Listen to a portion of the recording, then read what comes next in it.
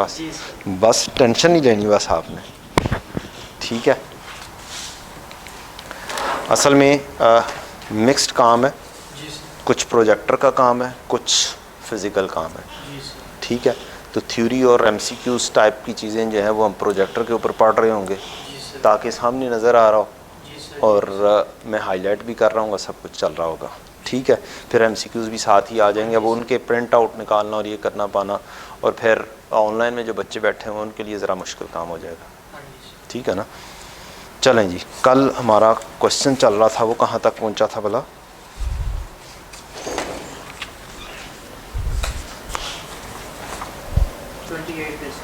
28 में। जज़ाकल्लाह भैया। अच्छा जी यार, ये मार्कर शार्कर अच्छे वाले हैं ना? हाँ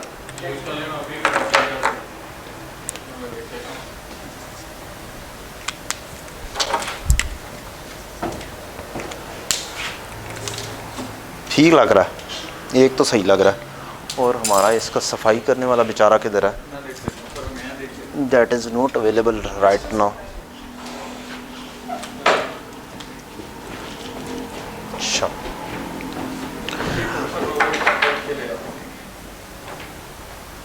जज़ाकल्लाह। और ठीक है यार, असी ऐसा ही काम करना है, असी नौकर बंदे है। अच्छा जी, 28 सितंबर तक हम पहुंच गए थे, ठीक हो गया। हमने कैश विड्रॉ करना था शायद। चले अभी तो जर्नल एंट्रीज वाला ही काम आना है ना।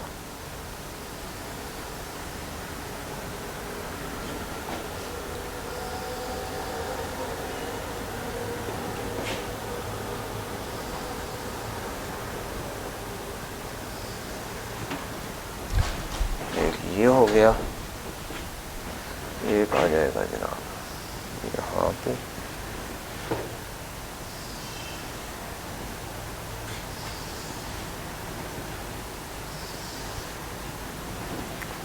एक आ जाएगा यहाँ पे काम। वैसे आज इतना चाहिए नहीं होगा, हमारी जर्नल एंट्रीज जस्ट कंप्लीट होने वाली। शुरू करें जी, स्टार्ट है। चलें जी, बिस्मिल्लाह पढ़ लें, दुरूद शरीफ पढ़ लें, फिर हम आगाज़ करते हैं। बिस्मिल्लाहिर्रहमानिर्रहीम। अल्लाहुम्मा सल्ली अला मुहम्मदिन व अला आलि मुहम्मदिन कमा सल्लैता अला इब्राहीम व अला आलि इब्राहीम इन्नका हमीदुम मजीद। अल्लाहुम्मा बारिक अला मुहम्मदिन व अला आलि मुहम्मदिन कमा बारकता अला इब्राहीम व अला आलि इब्राहीम इन्नका हमीदुम मजीद। रब्बि इश्रह ली सदरी व यस्सिर ली अमरी वहलुल उक़दतम मिन लिसानी यफ़क़हू क़ौली। रब्बि ज़िदनी इल्मा रब्बि यस्सिर व ला तुअस्सिर व तम्मिम बिल खैर।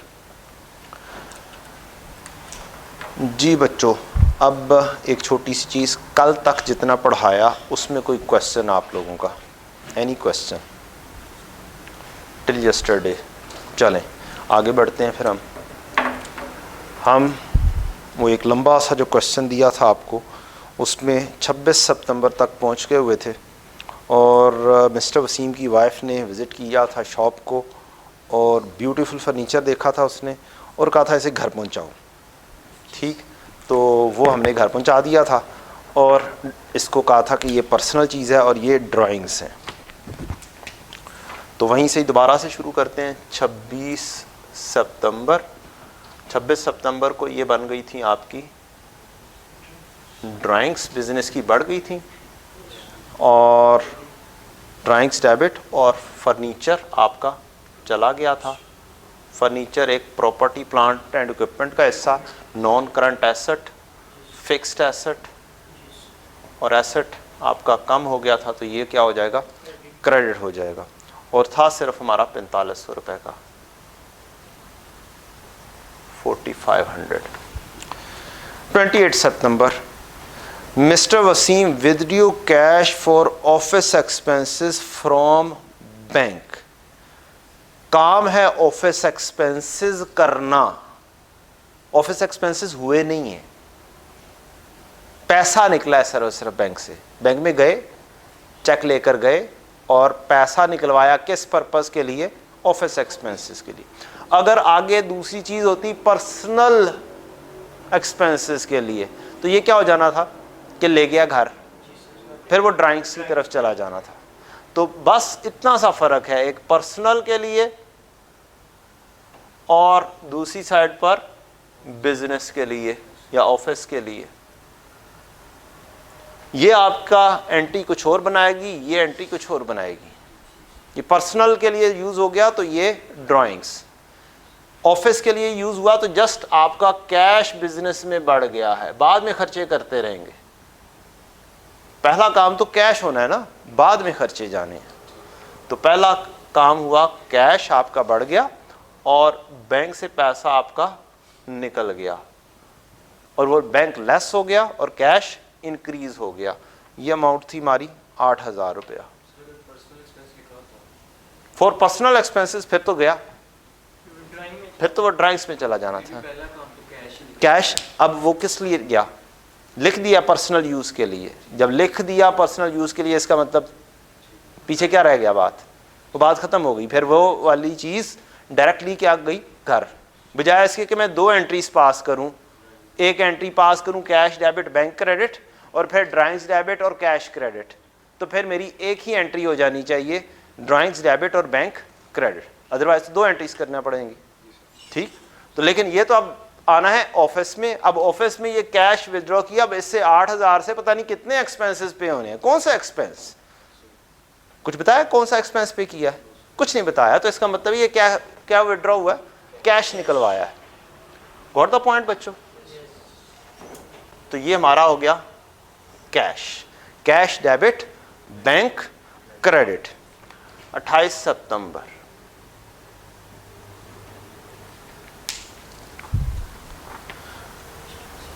अच्छा, जो घर में बैठे हुए बंदे देख रहे होंगे, ऑनलाइन बैठे देख रहे होंगे, उन्हें ये PDF मिल जाएगा इसका, और फिर वो साथ साथ रख के पढ़ेंगे तो उन्हें ज़्यादा आसानी हो जाएगी। ठीक है जी। 28 सितंबर, 30 सितंबर, 30th सितंबर। Mister Wasim deposited 15,000 into bank out of cash sales. Cash sales होती रही, बंदा आया कैश में दिए पैसे, शॉप के ऊपर पता नहीं कितने बंदे आए, कैश सेल की। यहां पर स्टूडेंट गलती करता है, लिखा ऐसे कंफ्यूजिंग सी होती है, बंदा गौर से नहीं पढ़ता। मैंने बोल्ड करके भी इसीलिए लिखा हुआ है, मिस्टर वसीम ने डिपॉजिट करवाए हैं 15,000 इनटू बैंक आउट ऑफ। ये किस वजह से? मिस्टर वसीम क्या पर्सनल पैसा भी डिपॉजिट करवा सकता था बैंक में? करवा सकता था। वो क्या हो जाना था? कैपिटल। मिस्टर वसीम ऑनर अगर अपना पर्सनल पैसा बैंक में जमा करवा देता बिजनेस के, तो क्या हो जाना था? कैपिटल। अब ये क्या है, उसने स्पेसिफिक किया है कि ये जो पैसा है ये क्या है, कैश सेल से जनरेट हुआ है। वो बस बैंक में क्या करवाया गया है, जमा करवाया गया। चीजें सेल की होंगी, मोटरसाइकिल के पार्ट्स जो हैं वो हमारा बिजनेस है। शॉप के ऊपर पता नहीं कितने बंदे आते हैं, कोई 100 रुपए की चीज़ है, कोई 150 की चीज़ है, कोई 200 की चीज़ है, कोई 500 क्या है, कोई 1000 की चीज़ है। कैश सेल सारा दिन करते रहे, शाम को उठे और जाके बैंक में पैसे जमा करवा दिए। तो ये सिंप्लिसिटी ये है कि बैंक में पैसे जमा करवाए हैं, इसमें सेल कहीं पर नहीं आ रही,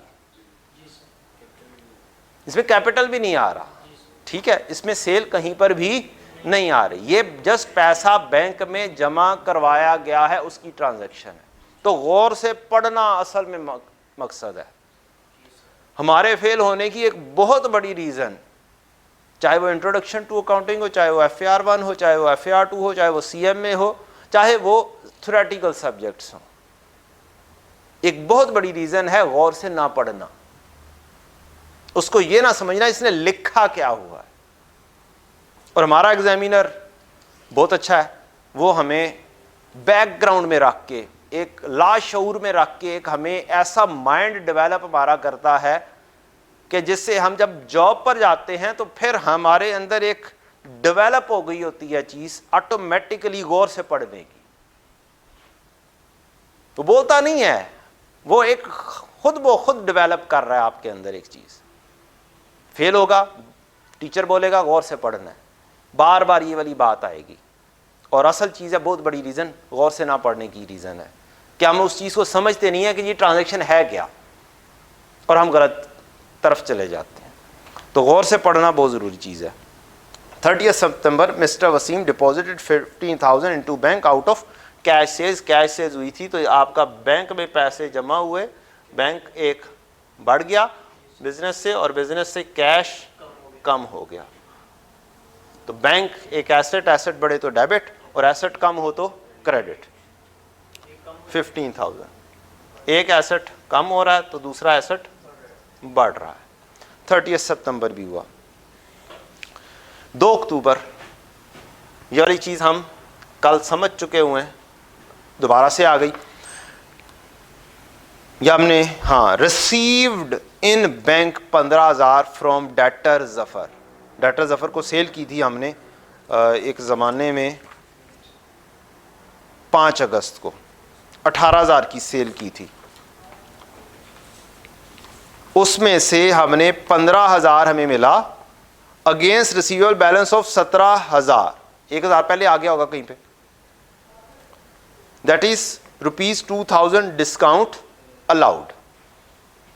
2,000 रुपये हमने छोड़ दिए हैं। अब इसकी एंट्री क्या होगी? 2 अक्टूबर। 2 तरह से हो सकती है। एक एंट्री इसकी होगी कि अब आपने 15,000 बैंक में आए हैं, बैंक डेबिट कर दो जितने पैसे आए हैं। अगर नहीं कॉम्बो एंट्री नहीं समझ रख ली तो क्या करो, तोड़ के करो, लेकिन कॉम्बो एंट्री आनी चाहिए।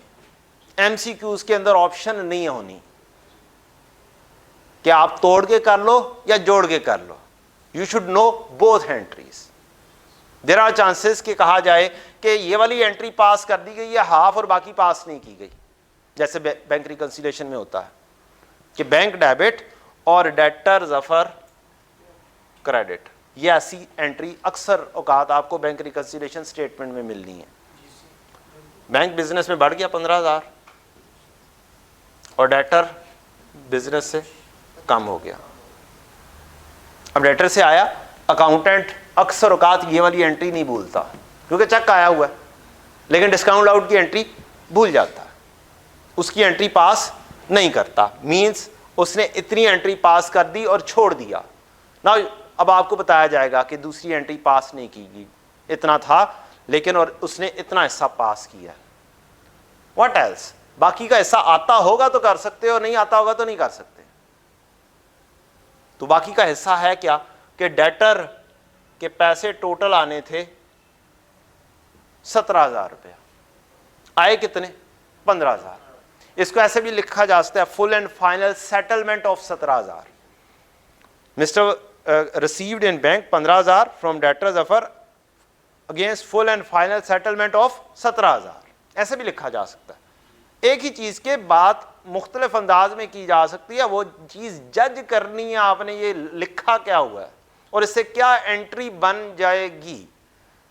तो डेटर के 2,000 रुपया आने थे, नहीं आए, तो ये चीज मैं पहले भी कल भी बता चुका हूं, लिखने पर कोई पाबंदी नहीं है, आपके रफ काम करने पे कोई पाबंदी नहीं है, ठीक है। सॉरी, पाबंदी लिखने पर है, सोचने पे कोई पाबंदी नहीं है। सोच के यहां पर लिख दिया, क्रेडिट पहले लिख दिया, इस पे कोई पाबंदी नहीं है। एग्जामिनर को तो पूरी एंट्री चाहिए ना, उसे तो पूरी एंट्री नजर आनी चाहिए। आपको जो सी चीज पहले समझ लग रही है ना, जिसके ऊपर आप 100% श्योर है, वो पहले लिखो। आपको पता चल गया डेटर कम हुआ है यार, ये हमने 2,000 क्रेडिट कर दिया, व्हाट शुड बी डेबिटेड? यहां पर कौन सा? डिस्काउंट अलाउड एक एक्सपेंस नहीं रहा हुआ, पुराने जमाने में होता था, आज से कोई 3-4 साल पहले तक डिस्काउंट अलाउड एक एक्सपेंस कंसिडर किया जाता था। अब ये डिस्काउंट अलाउड एक एक्सपेंस नहीं रहा हुआ। स्टडी टैक्स में बिल्कुल ठीक लिखा हुआ है और बाकी जगहों पर मुख्तलिफ लोगों ने पुरानी बुक ही लेकर चल रहे हैं। पुराने चार्टर्ड अकाउंटेंट्स पुरानी ही चीज़ बाज़ औक़ात पढ़ाए जा रहे हैं, उन्होंने इस चीज़ को रीन्यू नहीं किया, रिफ्रेश नहीं किया हुआ। ये हो जाता है, इट्स पॉसिबल कि नहीं हुआ, कोई इंसान है, गलती हो जाती है, लेकिन मैंने जो गलतियां देखी हैं मैंने वो आपको हाईलाइट करनी है। ये मैंने देखी हैं बुक्स के अंदर, गलतियां मौजूद हैं, असाइनमेंट्स में ये गलतियां मौजूद हैं, स्टडी टेक्स्ट में क्या लिखा हुआ है वो चीज़ सही है, ठीक है। और एक स्टैंडर्ड के अंदर, मैं स्टैंडर्ड का नाम भी कोट कर सकता हूँ, FAR 2 में हम पढ़ा रहे हैं IFRS 15, ठीक, उसके अंदर से ये चीज़ एक्सट्रैक्ट की गई हुई है, उसकी बेसिस के ऊपर ये चीज़ बनाई गई हुई है। तो पहले नहीं होता था उस तरीके से, आया नहीं हुआ था, अब ये चीज़ आ गई हुई है, ये डेवलप हो चुकी हुई है। डिस्काउंट अलाउड आप कर सकते हैं, लेकिन आप इसको एक्सपेंस नहीं बोलेंगे। डिस्काउंट अलाउड, या फिर आपकी सेल कम हो जाएगी, आपका रेवेन्यू कम हो जाएगा। ये दोनों ऑप्शंस अवेलेबल हैं और आपने ये चीज़ें दोनों याद रखनी है।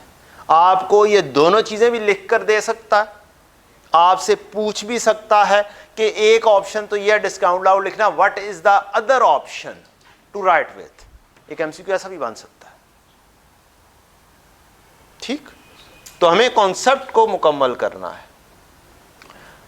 अच्छा, सेल होगी तो क्या होगा, आपने सेल्स लिख रहे होंगे, sales debtor debit, sales credit 18,000, debtor debit, sales credit 5,000, debtor cash debit, sales credit 50,000, ठीक। ये टोटल कितनी हुई जी, जरा राउंड ऑफ कर देता हूँ, 20,000, 5 25 और 5 75 हो गई। 20 जमा 5 जमा 50, 75,000 हो गई जी। अगर मैं डिस्काउंट अलाउड लिखता हूं, सेल्स नहीं लिखता, तो फिर कैसे प्रेजेंटेशन होगी आपकी स्टेटमेंट ऑफ कॉम्प्रिहेंसिव इनकम। आप कहेंगे sales less sales return less discount allowed, ये टोटल हो गया 75,000। यहां पर स्टेटमेंट ऑफ कॉम्प्रिहेंसिव इनकम में कल मैंने बताया था कि यहाँ पर बहुत सारे लोग CD लिख देते हैं, गलत है CD लिखना। Sales, sales return, purchase return, expenses, other income, ये ultimately profit and loss statement of comprehensive income में जाता है और कॉम्प्रिहेंसिव इनकम से होता हुआ कैपिटल के अंदर जम हो जाता है प्रॉफिट या लॉस, ठीक। तो अपना आप छोड़ देता है। एक चीज़ ज़रूर बताई जाती है कि प्रॉफिट एंड लॉस के हेड का ओपनिंग बैलेंस कोई नहीं होता, तो फिर कैरेट डाउन कैसे हुआ, इसका मतलब तो क्या है, C/D, कैरेट डाउन, अगले साल जाना है, तो लिहाजा CD नहीं लिखना, आपने CD लिखना गलत हो जाएगा। यहां पर क्या लिखना है, स्टेटमेंट ऑफ कॉम्प्रिहेंसिव इनकम या फिर प्रॉफिट एंड लॉस, इन दो ऑप्शंस में से रखें। मेरे नज़दीक अब आजकल जो नाम इसका प्योर नाम है स्टेटमेंट ऑफ कॉम्प्रिहेंसिव इनकम है, तो आप statement of comprehensive income he use करें। ये 75,000 होगा, यहां से ये आएगा यहां पर, और एक लेजर डिस्काउंट अलाउड का बना होगा,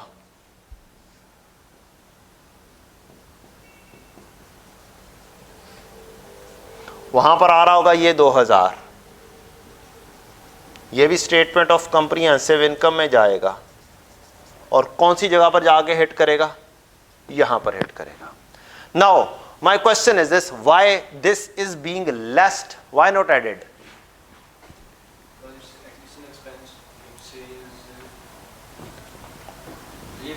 नहीं, मैं यहां पर एक रूल बताऊंगा आपको, मैं डेबिट एंड क्रेडिट में आपको खिलाना चाहता हूं, ठीक।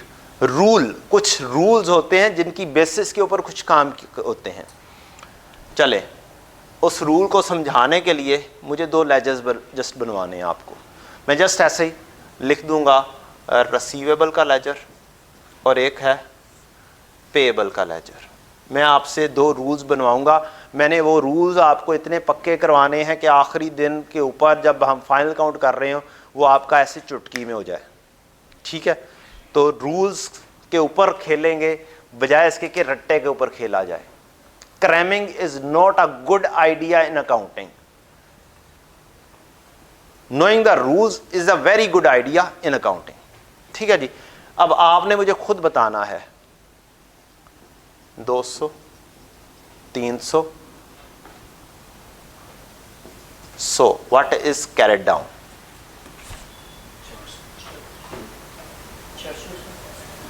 300 जमा 200 माइनस 100 400। ओके, क्या किया आपने इसमें?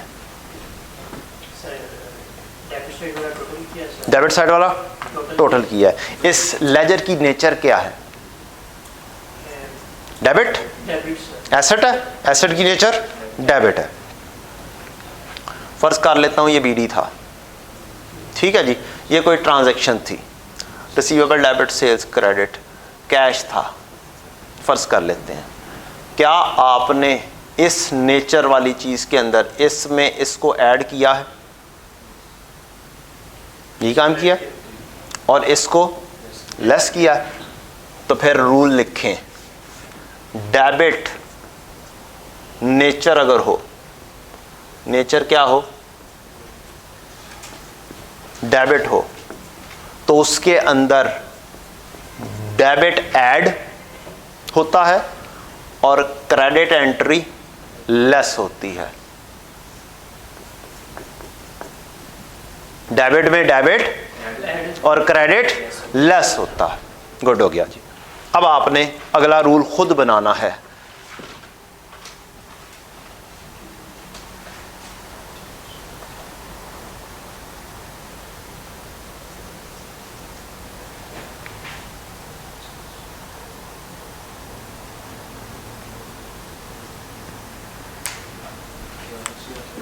1100 आ जाएगा। कैसे निकाल लिया? क्रेडिट नेचर है, वेल डन। क्रेडिट नेचर है, क्रेडिट में क्रेडिट को ऐड किया है और डेबिट को लेस किया है। तो रूल बन गया, क्रेडिट नेचर है, इसमें क्रेडिट वाली एंट्री ऐड होगी, डेबिट वाली एंट्री लेस होगी। इसके ऊपर मैंने आपके साथ क्या करना है, बहुत ढेर सारा खेलना है।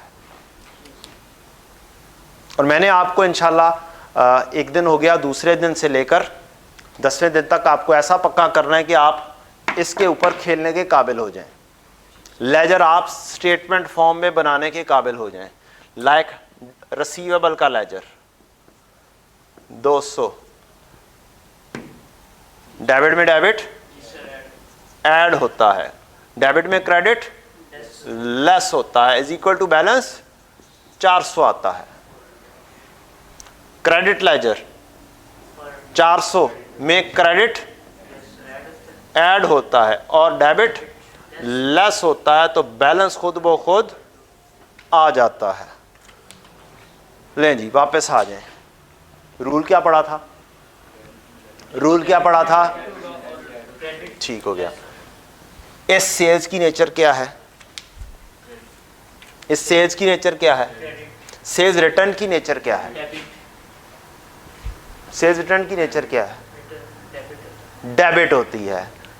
क्रेडिट में से डेबिट, क्रेडिट में से डेबिट, डिस्काउंट अलाउड की इन इटसेल्फ नेचर। अगर मैं इसको एक्सपेंस टाइप बोलूं, मैंने कहा कि एक्सपेंस नहीं है अब ये, लेकिन एक्सपेंस टाइप तो है ना, एक लॉस टाइप चीज हो रही है, तो इसकी नेचर क्या है? और क्रेडिट में से डेबिट लेस होता है। पूरी स्टेटमेंट ऑफ कॉम्प्रिहेंसिव इनकम इस रूल के ऊपर बनी हुई है। ठीक हो गया। चलें जी, ये लेस होना है, आपकी नेट क्या आएगी? 73,000। अगर आप डिस्काउंट अलाउड लिखेंगे तो आपको यहां पर लाके इसको लेस करना पड़ेगा, और ये रूल है, रूल के ऊपर आपने चलना है। आपको इसके ऊपर एमसीक्यू भी आ सकता है कि अगर डिस्काउंट अलाउड लिख देते हैं तो फिर इसकी ट्रीटमेंट क्या होगा?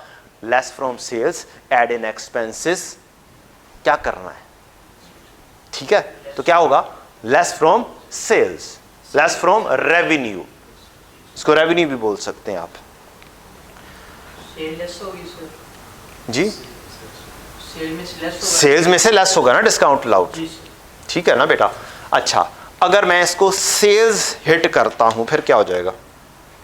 अगर मैं इसको सेल्स लिख देता हूं तो फिर तो ऑटोमेटिकली क्या होगा? फिर ये वाला लेजर ये 75 पे नहीं एंटर होगा, फिर यहाँ पर 2000 क्या आ जाएगा, डेबिट हो जाएगा। क्रेडिट में से 2000 लेस होके क्या आएगा, 73,000 जो कि यहाँ पर आ रहा होगा, और वो फिर ये वाला लेजर आ ही नहीं रहा होगा।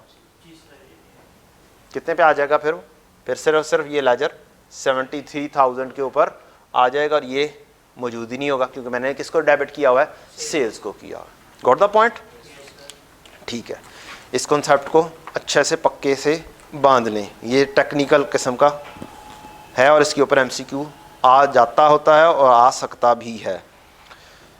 नेक्स्ट 28 सितंबर हो गया हमारा, 30 सितंबर भी हो गया, 2 अक्टूबर हो गया। नेक्स्ट एंट्री है बेटा इसी के ही मुकाबले पर एक और एंट्री। अब हम आते हैं रिसीट के ऊपर, एंट्री आएगी तो 2 अक्टूबर की कंबाइंड एंट्री। हाँ 2 अक्टूबर की कंबाइंड एंट्री भी कर देते हैं जी। ले जनाब, कंबाइंड एंट्री, बैंक में पैसा कितना आया, फिर कैसे सोचना है। बैंक में पैसा 15,000 आया। डेटर को खत्म कितने से करना है, 17 से खत्म करना है। डेटर को खत्म किससे करना है, 17,000 से करना है।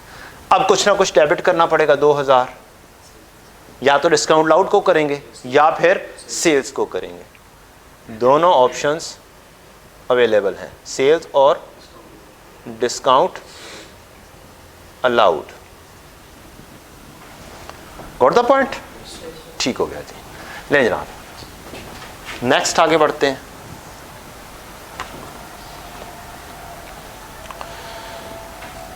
चार अक्टूबर,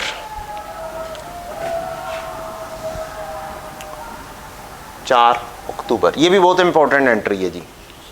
2 अक्टूबर और 4 अक्टूबर वेरी इंपॉर्टेंट एंट्रीज, इसके ऊपर आपने मार्क कर लेना है। Paid through cash 28,500 to creditor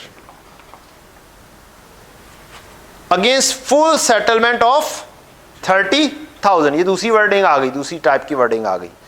30,000 के अगेंस्ट 28,500 दिया जा रहा है, फुल सेटलमेंट कर रहे हैं, मुकम्मल तौर पर राइट ऑफ किया जाए, खत्म किया जाए कहानी को। किसको पैसे दिए जा रहे हैं, क्रेडिटर को। क्रेडिटर का बैलेंस क्या हो जाएगा, कम हो जाएगा। क्या हो जाएगा जी, क्रेडिटर डाउन हो जाएगा, डिक्रीज हो जाएगा। और कितने के साथ, 30,000, उसका बैलेंस कितना था, 30,000।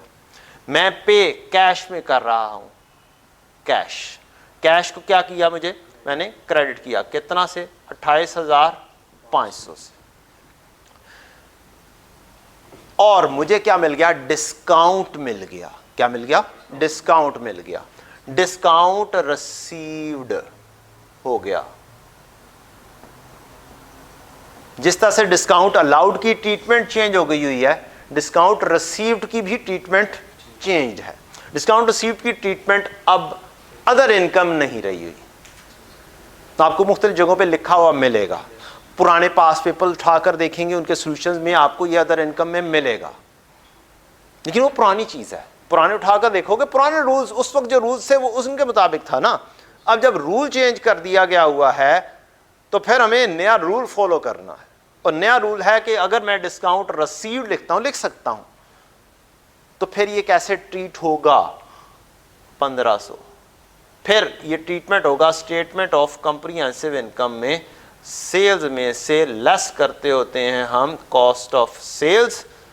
कॉस्ट ऑफ सेल्स बनता है opening stock plus purchases minus purchase return. इसमें प्लस से एक और चीज भी हो जाती है, कैरेज इनवर्ड भी हो जाता है, carriage inward, minus purchase return और माइनस डिस्काउंट रिसीव्ड। यहां पर इसकी ट्रीटमेंट आनी है।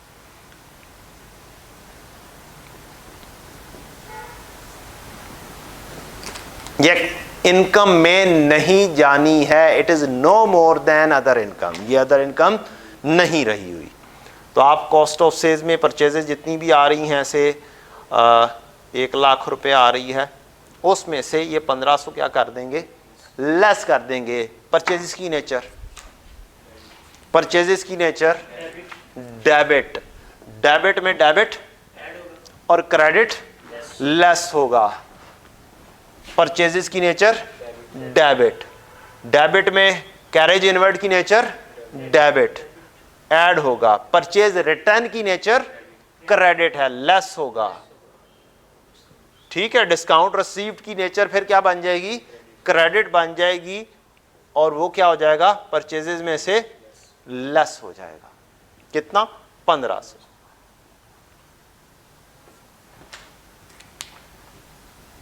Hope so you got the point.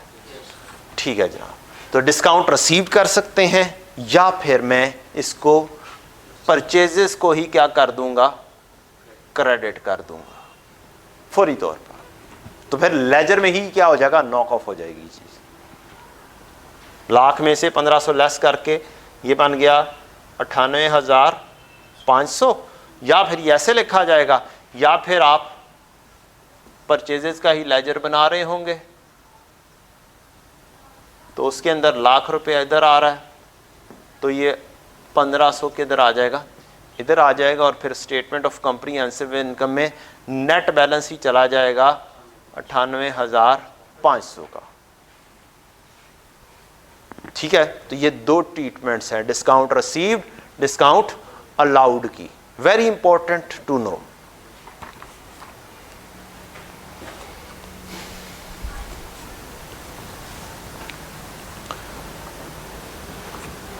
अक्टूबर, अच्छा चले, अगर नोट करना है तो कर लें। बॉस एक काम कीजिएगा, इसको यहाँ से लेके वहाँ तक जो है ना फोकस कर दें, फिर हम इसे क्लीन कर देते हैं।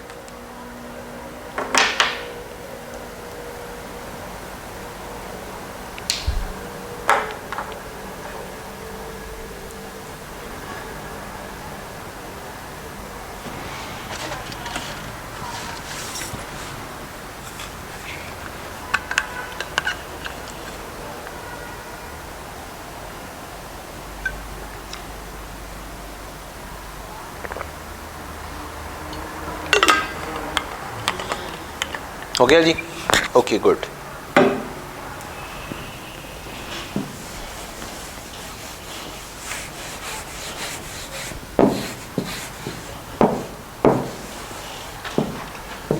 इसकी एंट्री भी एक सेपरेटली भी एंट्री कर लेते हैं, फिर हम आगे बढ़ते हैं।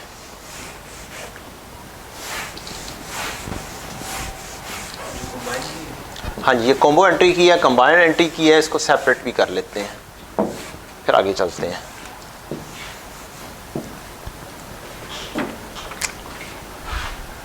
$1,500 और 28,500 हमारा कैश में गया था। एक ये ट्रीटमेंट है, या फिर सेपरेट करें एंट्री। क्रेडिटर को 2 दफ़ा कर लें, क्रेडिटर डेबिट और कैश क्रेडिट 28,500 से। ये वाली एंट्री कभी नहीं भूलेगा, ठीक है अकाउंटेंट, ये एंट्री नहीं भूलेगा क्योंकि कैश जा रहा है। और दूसरी एंट्री भूल जाएगा, क्रेडिटर डेबिट और डिस्काउंट रिसीव्ड क्रेडिट या फिर परचेजेस क्रेडिट 1500 से। ये 2 एंट्रीज के ज़रिए भी हो सकता है और एक एंट्री के ज़रिए भी हो सकता है। तो ये 4 अक्टूबर हो गया। नेक्स्ट है बेटा 6 October, cash withdrawn from for business from bank. Cash withdraw करवाया, आपका कैश बढ़ गया, कैश डेबिट और बैंक क्रेडिट 6 अक्टूबर।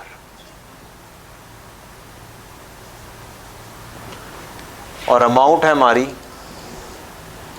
कितनी जी, 14,000।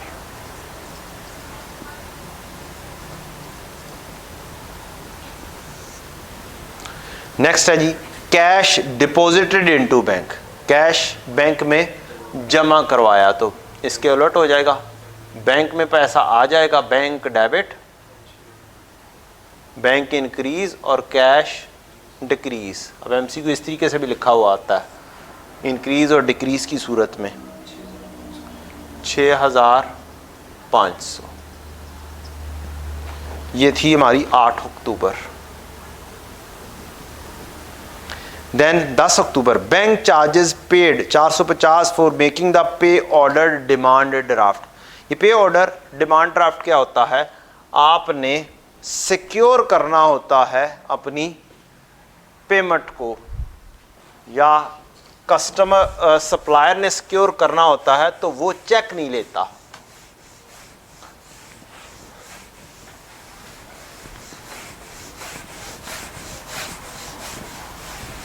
दरमियान में बातें कोई बैंक से रिलेटेड भी आ सकती हैं, जहाँ जहाँ पर चीज़ें आती जाएंगी हम देखते जाएंगे। एक होता है जी चेक, यहाँ पर बंदे का नाम लिखा या कैश लिखा, साइन किए, अमाउंट लिखी और दे दिया। ये कोई भी निकलवा सकता है, बीरर चेक बोलेंगे इसे। इसको ऐसे क्रॉस कर देंगे, अब जिस बंदे के नाम लिखा होगा वही निकलवा सकता है, इसे क्रॉस चेक बोल देंगे।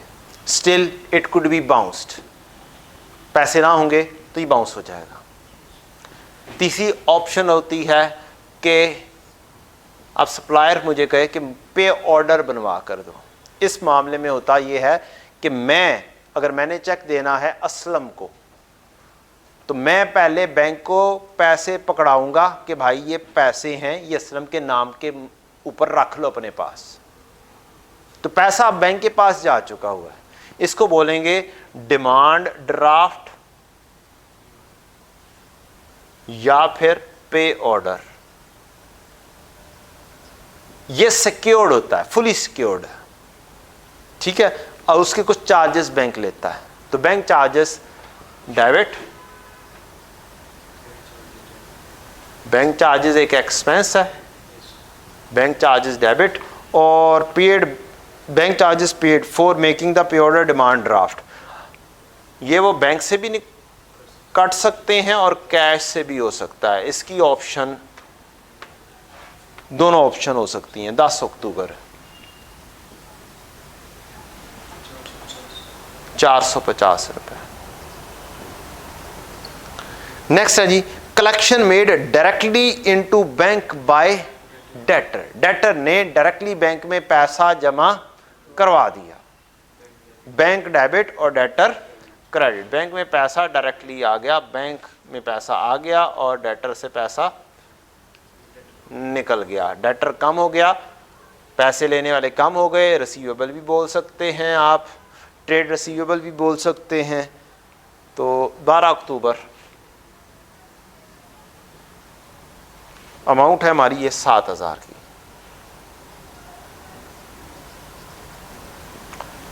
नेक्स्ट है बच्चों, shop used for the month of October but not paid 9000 rupees. Accrual से रिलेटेड कहानी, छोटी सी कहानी आई एक्रूवल से रिलेटेड। एक्रूवल की भी अंडरस्टैंडिंग थोड़ी सी कर लेनी चाहिए, क्योंकि हमने तो सारी किस्म की एंट्रीज सीखनी ही है, करनी ही है अंडरस्टैंडिंग।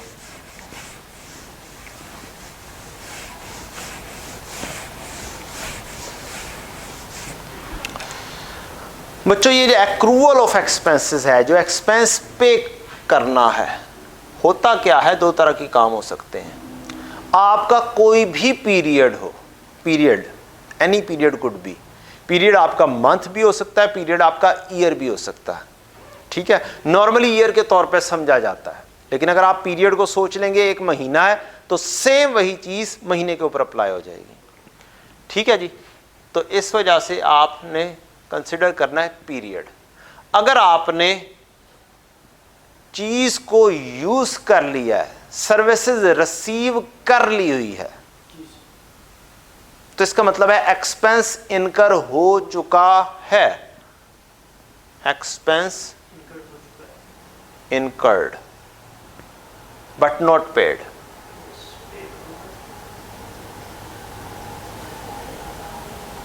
ठीक है, पीरियड देखना है, it could be month, it could be year, it depends, question to question, question के अंदर बताया होगा, ठीक है। तो फिर अगर मुझे कहा गया है एक महीने के हिसाब से चलो, मंथ टू मंथ चलो, तो मैं अभी फिलहाल मंथ के हिसाब से एंट्री पास करने लगा हूं। इस महीने में 31 अक्टूबर पर हमने शॉप यूज कर ली हुई है। Shop use for the month of October but not paid. ये क्या हुआ? एक्सपेंसेस ऑन क्रेडिट, उधार हो गए। मैं कहूंगा रेंट एक्सपेंस डेबिट और रेंट पेएबल क्रेडिट। ये जेन्युइन एंट्री है, ठीक है जी। और अमाउंट होगी इसकी 9,000।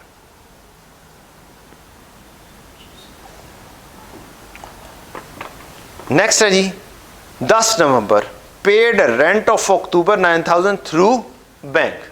अच्छा, अब ये वाली चीज, एक है रेंट एक्सपेंस, एक है रेंट पेएबल। एक साइड पर यहां पर लिखा जा चुका हुआ है 9,000 और एक साइड पर यहां पर लिखा जा चुका हुआ है 9,000। यहां पर ऑपोजिट हेड लिख देते हैं रेंट एक्सपेंस, यहां पर ऑपोजिट हेड लिख देते हैं रेंट पेएबल। ये लिखा जा चुका हुआ है। अब मैं एक गलत एंट्री करने लगा हूं। क्या करने लगा हूं? गलत एंट्री करने लगा हूं। अगली 9 तारीख को, 10 तारीख को जो है मैं गलत एंट्री करने लगा हूं। 10 तारीख को चाचा असलम जो एंट्रीज पास करता है, जो मैट्रिक पास बंदा है, जो एफए पास बंदा है, बीकॉम पास बंदा है, उस बेचारे बंदे को कुछ नहीं पता कि ये पेएबल की कोई कहानी भी होती है कि नहीं होती। अब उनके माइंडसेट के ऊपर बैठ के उनको ये कह दिया जाता है कि चाचा जी जब भी आपने पेमेंट करनी है ना, आपने बस एक्सपेंस को डेबिट कर देना है, आगे मैं जानूं, मेरा काम जाने। अब चाचा असलम क्या एंट्री पास करेगा? 10 नवंबर को। 10 नवंबर को क्या एंट्री पास करेगा? 10 नवंबर को चाचा असलम ने एक एंट्री पास करनी है। वो क्या? वो भी उसने फिर से क्या कर देनी है? उसने एंट्री पास कर देनी है रेंट एक्सपेंस डेबिट और कैश क्रेडिट। 9,000 उसने पे किया और कहानी क्या हो गई? गड़बड़ हो गई। क्या होगी? कहानी गड़बड़ हो गई। कहानी गड़बड़ ये हुई कि 9,000 एक दफा फिर से कूद पड़ा। Now you are the chartered accountant. आप क्या हैं? चार्टर्ड अकाउंटेंट है और आपको अपनी गलतियों को क्या करवाना है? ठीक करवाना है। तो आप एक एंट्री पास करवाएंगे, ये एंट्री ठीक हो जाएगी। ठीक, रिवर्सल ऑफ एक्रूअल, इसको बोलते हैं रिवर्सल ऑफ एक्रूअल। ठीक है जी। आपने 9,000, अब इसका तरीकाकार क्या होता है? आप कैलकुलेशंस करते हैं कि आपका एक्सपेंस कितना आना चाहिए है, या फिर आप यहां पर देखते हैं आपका सीडी कितना आना चाहिए है। ये शॉर्टकट रूल बताने लगा हूं आपको, ठीक है। बाकी इसकी डिटेल हम कहां पे पढ़ेंगे? एक्रूअल वाले चैप्टर जब करेंगे वहां पर इसकी डिटेल भी देखेंगे इंशाल्लाह। लेकिन शॉर्टकट में एक शॉर्टकट लगाया जा सकता है और वो फाइनल अकाउंट में भी उसी तरीके से लग जाएगा आराम से। हमने देखना है मेरा एक्सपेंस टोटल कितना है, या फिर मैंने देखना है मेरा कैरेट डाउन कितना है। इस महीने के एंड पर या इस साल के एंड पर मेरा कैरेट डाउन 0 है। मेरा कैरेट डाउन, मेरे पास यहां पर एक एंट्री आ रही है। अब इन दो लेजर्स का लिंक है आपस में। ये स्टेटमेंट ऑफ फाइनेंशियल पोजीशन या फिर इसको बैलेंस शीट बोला जाता है, उसका लेजर है, और ये स्टेटमेंट ऑफ कंप्रीहेंसिव इनकम या फिर प्रॉफिट एंड लॉस बोला जाता है, उसका लेजर है। इन दोनों का आपस में लिंक होता है। जो मर्जी गलती हो जाए, जितनी दुनिया जहान की मर्जी गलतियां अकाउंटेंट कर ले, चाचा असलम कर ले, ये 1 मिनट में ऐसे ठीक होगी।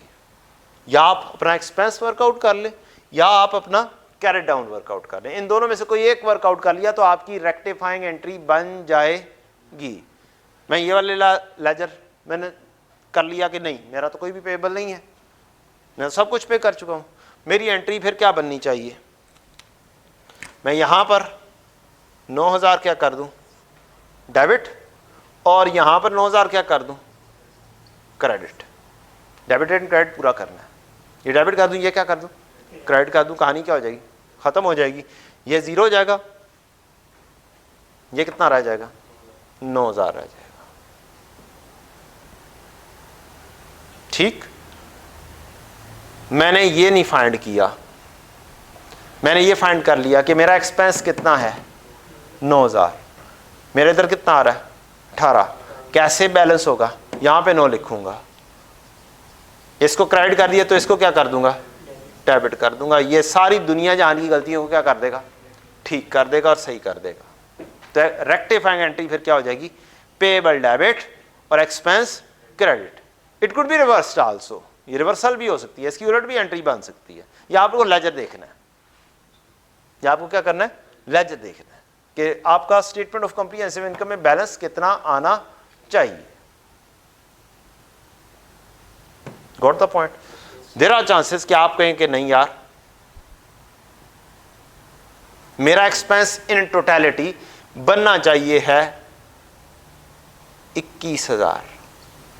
आपने वर्कआउट किया के साथ बनना चाहिए। इसका मतलब क्या हुआ, इसका मतलब ये हुआ कि आपने कुछ अभी एंट्री पास नहीं की। अब एंट्री क्या बनेगी, कहां पर लिखूंगा मैं, अब मैं डेबिट साइड पे 9 जमा 9 18, कितनी लेना है 3,000, ये डेबिट कर दिया तो ये क्या करना पड़ेगा, क्रेडिट करना पड़ेगा। फिर इसका मतलब ये क्या है, 12,000 आ जाएगी।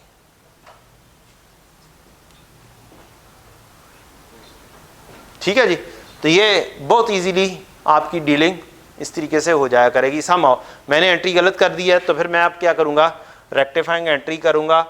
चाचा असलम ने एंट्री पास कर दिया, मैं रेक्टिफाइंग एंट्री करूंगा कभी भी बैठ के 31 दिसंबर में बैठ के से ईयर एंड के ऊपर बैठ के मैं रेक्टिफाइंग एंट्री करूंगा। मैं देखूंगा कि मुझसे गलती, मेरा अकाउंटेंट गलती कर चुका हुआ है, मैं उसको क्या कर लूँ, ठीक कर लूँ। मेरा एक्सपेंस गलत हो चुका हुआ है, डुप्लीकेट हो गया है, 2 दफ़ा लिखा गया है, तो मैं क्या करूँ, रिवर्सल एंट्री कर दूँ। रेंट एक्सपेंस को कर दूँ मैं क्रेडिट, और पेएबल भी ओवरस्टेट हो गया है, एक्चुअली मैं पे कर चुका हूँ, तो मैं क्या कर दूँ, रेंट पेएबल को डेबिट कर दूँ। ये कहानी तो थी, थोड़ा सा मैंने कहा कि थोड़ा सा इतने आसान से क्वेश्चन के अंदर थोड़ा सा ट्विस्ट भी होना चाहिए ना, ऐसे तो हम बोर हो जाते हैं। इन्वेस्टेड 3.5 लाख इन कंपनीज शेयर्स, चलिए 10 नवंबर हो तो गई है।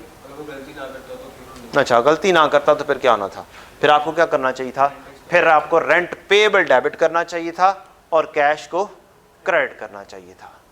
ये गलती हो गई है, गलती को फिर आपने ठीक किया। अगर आपको गलती नहीं करनी तो फिर तो आपने इसका पे करना है। गलती किए बगैर एंट्री होनी थी रेंट पेएबल डेबिट और कैश क्रेडिट, फिर कुछ भी नहीं होना था, फिर सब कुछ क्या हो जाना था, ठीक हो जाना था।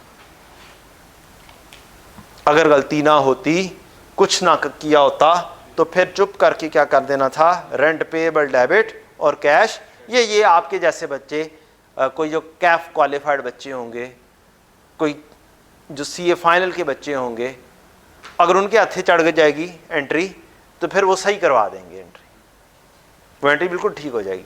अगर चाचा असलम के हाथों चढ़ गई तो फिर उन्होंने क्या करना है, उनको एक ही चीज़ आती है बस, एक्सपेंस डेबिट और कैश क्रेडिट। और यही काम पूरी इंडस्ट्री में होता है, पूरी इंडस्ट्री में या मैट्रिक पास अकाउंटेंट मिलेंगे, या एफएससी पास अकाउंटेंट मिलेंगे, या बीकॉम पास अकाउंटेंट मिलेंगे, या एमकॉम पास अकाउंटेंट मिलेंगे, और उनका लेवल वैसा ही होगा। और चीज़ें कौन सी किसने ठीक करवानी है, आपने। आप ठीक कब करवा सकते हैं, जब आपको खुद आता होगा। जब आपको खुद ही नहीं आता होगा तो आप कुछ करवा भी नहीं सकेंगे। लें जी, ये वाली एंट्री भी हो गई, 10 नवंबर भी हो गई, 11 नवंबर, 3-4 एंट्रीज रह गई हैं हमारी सिर्फ और सिर्फ, और फिर ये बेसिक कॉन्सेप्ट्स हमारे क्या हो जाएंगे, ख़त्म हो जाएंगे। यस, 4 एंट्रीज इन्वेस्टमेंट से रिलेटेड और उससे रिलेटेड बातें हैं।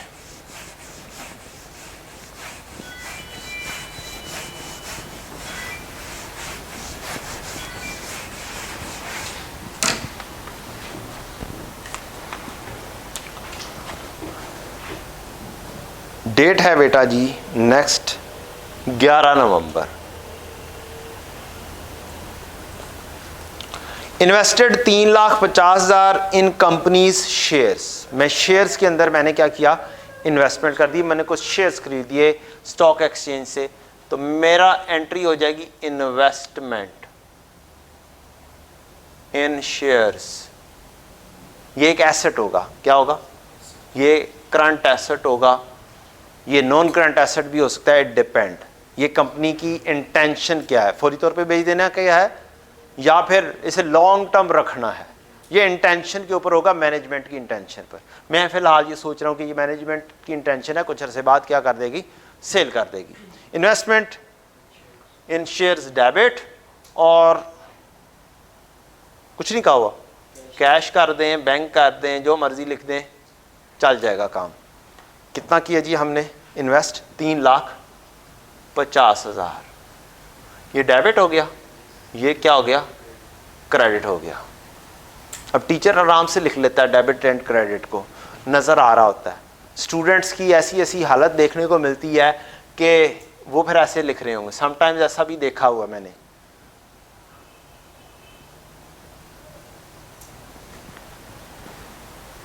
और ये भी देखा हुआ है, इसमें भी डिफरेंस नहीं, ये कैश भी यहां पर।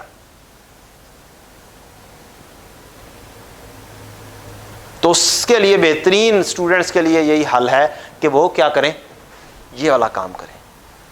डेबिट एंड क्रेडिट के लिए अलग अलग से क्या बना लो, कॉलम बना लो।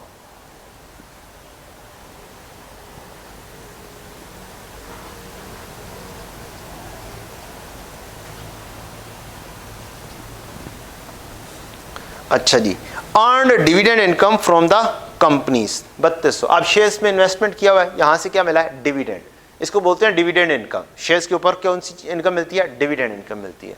तो आपको कैश या बैंक में पैसे आ गए, बैंक डेबिट, और डिविडेंड इनकम क्रेडिट, ये होगी अदर इनकम। हर वो इनकम जो आपकी रूटीन मेन कोर एक्टिविटी से हटकर आए, वो अदर इनकम है।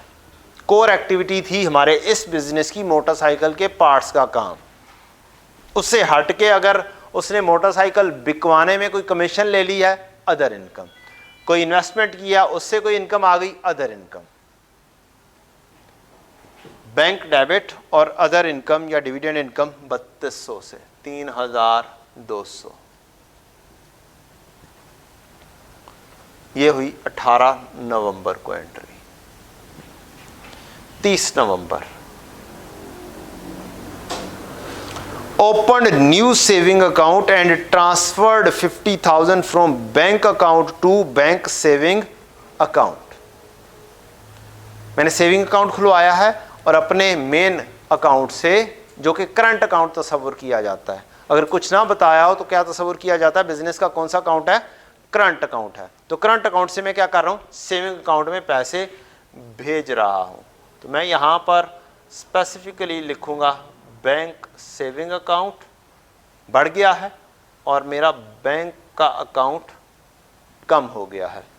कितने से, 50,000 से। 30 नवंबर की ये एंट्री हो गई। अब बैंक के सेविंग अकाउंट से मुझे बिजनेस को क्या मिलेगा, इंटरेस्ट मिलेगा। तो 31 दिसंबर पर मुझे क्या मिल रहा है, इंटरेस्ट। और ये पैसा किस में आएगा, अब ये बैंक में ही आ रहा होगा, बैंक अकाउंट में या बैंक के सेविंग अकाउंट में मजीद बढ़ जाएगा, इट डिपेंड्स। आप चुप करके बैंक लिखते हैं, बैंक डेबिट और interest income credit, total amount है 350 की। ये भी क्या होगी, ये भी अदर इनकम होगी। ले जी, हमारा बेसिक कॉन्सेप्ट वाला काम क्या हुआ, ख़त्म हुआ, जो कि ज़रा सा लेंथी था, लेकिन इसके अंदर आई बिलीव इट सो आपके बहुत सारी कन्फ्यूजन्स क्या हुई होंगी, दूर हो गई होंगी। चलें जी, बहुत सी एक दफ़ा इसको वंस अगेन फोकस कर दें, फिर हम आगे बढ़ते हैं।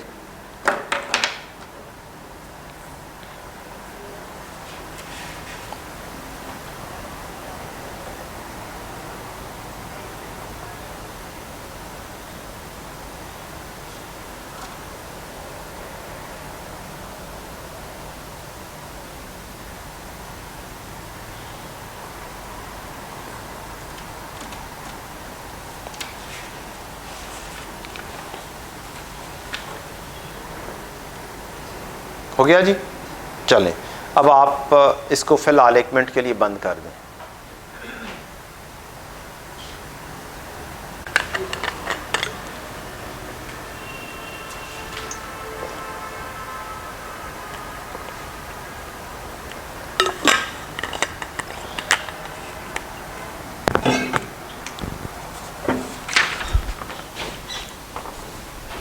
जी बच्चों, अब आपके पास एक नोट, ये है क्वेश्चन, ये आपके पास नोट्स में भी आपको मिल जाएगा, लेकिन नोट करने का मकसद ये है यहाँ पर कि अब मुझे यहाँ से आपको इसके पोस्टिंग रूल्स सिखाने हैं, जिसका अक्सर आपको थ्योरेटिकल क्वेश्चन भी आ जाता है। आपको कॉन्सेप्ट्स देने हैं, कौन कौन से लेजर्स के कौन कौन से नाम हैं। हमारे पास 6 books of prime entries, sales day book, sales return day book, purchase day book, purchase return day book, cash book और general journal. Sales day book में उधार की सेल ऑन क्रेडिट सेल्स जाएगी, ऑन अकाउंट सेल्स जाएगी। Purchase day book में on account purchases जाएगी, उधार की परचेजेस जाएगी। परचेज रिटर्न डे बुक में उधार वाले सप्लायर को जो हम चीज़ें वापस भेजेंगे वो जाएगी। सेल्स रिटर्न डे बुक के अंदर जो हमें हमारे कस्टमर उधार वाले ऑन अकाउंट वाले हैं उनसे जो चीज़ें आएंगी वो सेल्स रिटर्न डे बुक में जाएगी। कैश बुक के सिंगल कॉलम भी होता है, 2 कॉलम कैश बुक भी होती है, 3 कॉलम कैश बुक भी होती है। अगर आपका सिंगल कॉलम कैश बुक हो तो उसके अंदर सिर्फ कैश का लेजर आता है। अगर 2 कॉलम कैश बुक हो तो उसमें कैश का भी कॉलम होगा, बैंक का कॉलम भी होगा। और अगर 3 कॉलम कैश बुक होगी तो एक मेमोरेंडम रिकॉर्ड होगा साथ डिस्काउंट का। डेबिट साइड पर डिस्काउंट अलाउड और क्रेडिट साइड पर डिस्काउंट रिसीव्ड, ये एक मेमोरेंडम रिकॉर्ड होता है। इन दो के सीडी भी वर्कआउट होंगे, बैंक का और कैश का सीडी भी वर्कआउट हो जाएगा यहाँ से, और बाकी चीज़ों के कोई सीडी वर्कआउट नहीं होंगे। ये बनाते हम तब है जब हमारा बिजनेस थोड़ा सा वेस्ट हो जाता है। लाइक हम होलसेल का काम कर रहे हैं जहाँ पे हमारे पास उधार के बहुत ज़्यादा कस्टमर हैं, बहुत ज़्यादा सप्लायर हैं। तो वैसे रूटीन के अंदर एक प्राइमरी बुक हमारी जर्नल ही होती है, उसी के अंदर हम सारी की सारी एंट्रीज लिख लेते हैं। ठीक, इंडस्ट्री के अंदर आप चले जाएंगे तो जहाँ पर बड़ी कंपनीज हैं वहाँ पर वाउचर्स से काम लिया जाता है ज़्यादातर, वहाँ पर फिर इन चीज़ों को भी खैरबाद कह दिया जाता है जब कंप्यूटराइज्ड सिस्टम आ जाता है। जहाँ पर अभी भी मैनुअल सिस्टम है, बिजनेस बड़ा है, वहाँ पर क्या होगा, आपको इन चीज़ों का सहारा लेना पड़ेगा और फिर कदरे आसानी से अकाउंटिंग हो जाएगी। 2 तरह से चलती है ये इसकी अकाउंटिंग, एक होते हैं कंट्रोल अकाउंट्स, एक कंट्रोल अकाउंट्स के बगैर। हमारे कोर्स में कंट्रोल अकाउंट के बगैर है, हमें कंट्रोल अकाउंट नहीं बनाना। अगर किसी बुक में आपको नज़र आए, किसी पास पेपर में नज़र आए, अगर आप डायरेक्टली पढ़ रहे हो तो फिर उसको क्या कर दीजिएगा कि ये मैंने नहीं करना। हमारे कोर्स में विदाउट कंट्रोल अकाउंट कोर्स में है। खुदा ना खास्ता कुछ स्टूडेंट्स को होता है कि जी हम फ़ॉरेन बुक्स पढ़ लें, तो बहुत सारी ऐसी फ़ॉरेन बुक्स जिसमें बुक्स ऑफ प्राइम एंट्री के अंदर कंट्रोल अकाउंट्स चल रहे होंगे, वो आपके लिए काम की उस तरीके से नहीं होगी। तो ये तो हो गई तमहीद। ये हमारा क्वेश्चन है और क्वेश्चन में Ali establish a stationery store named as Ali Baba stationers, the transaction during the month are listed below. मुख्तलिफ़ किस्म की ट्रांजेक्शन्स हैं, हमने डेट्स लिख ली हैं, हम इनसे आगे क्या करते हैं, पोस्टिंग्स। इसका सॉल्यूशन भी अवेलेबल है। इससे अगला स्टेप हमने करना है, बुक्स ऑफ प्राइम एंट्री को भी मैं डिस्कस करूंगा। हर लाइन का मतलब पहले पढ़ेंगे कि जी किस लाइन का क्या मतलब है और कहाँ कहाँ पर इसने पोस्ट होना है, और उसके बाद फिर हम इसकी पोस्टिंग असल में सीखेंगे, जो कि हमें MCQ टाइप आ जाता है कि टोटल ने कहाँ पर जाना है, इंडिविजुअल एंट्री ने कहाँ पर जाना है, इस तरह की हमें चीज़ें आ जाती हैं। अगर हमने प्रैक्टिकली काम किया हो तो हमें कदरे आसानी होगी उस चीज़ को करने में। अगर हमने नहीं किया होगा प्रैक्टिकली काम तो फिर क्रैमिंग होगी ओनली। चलें जी, अब bank account was open with cash 5 million. पहले दिन ही बिजनेस स्टार्ट किया और उसने क्या खुलवाया है, बैंक अकाउंट खुलवाया है। कैश अपना पर्सनल दिया और बैंक में पैसा खुलवा दिया। उसके पास पर्सनल कैश पड़ा हुआ था, उसने बैंक में पैसा जमा करवाया और वो बैंक को ही लेकर चल रहा है, कैश उसने यूज ही नहीं किया। ठीक है जी, तो इस वजह से ही हमारा सिर्फ और सिर्फ बैंक का कॉलम आ रहा है, कैश का कॉलम आ ही नहीं रहा। उसने पर्सनल बैंक कैश दिया है, वो बैंक में चला गया, बैंक डेबिट हुआ और कैपिटल क्रेडिट हो गया, ये हमारे पास आ गया। Purchase shop furniture worth 1,70,000 on credit, उधार पर खरीदी, फर्नीचर डेबिट, फर्नीचर का पेएबल क्रेडिट, ये हमारी जर्नल में जानी चाहिए। Furniture debit, payable for furniture credit. 170 की मैंने ₹1000 में काम किया हुआ है।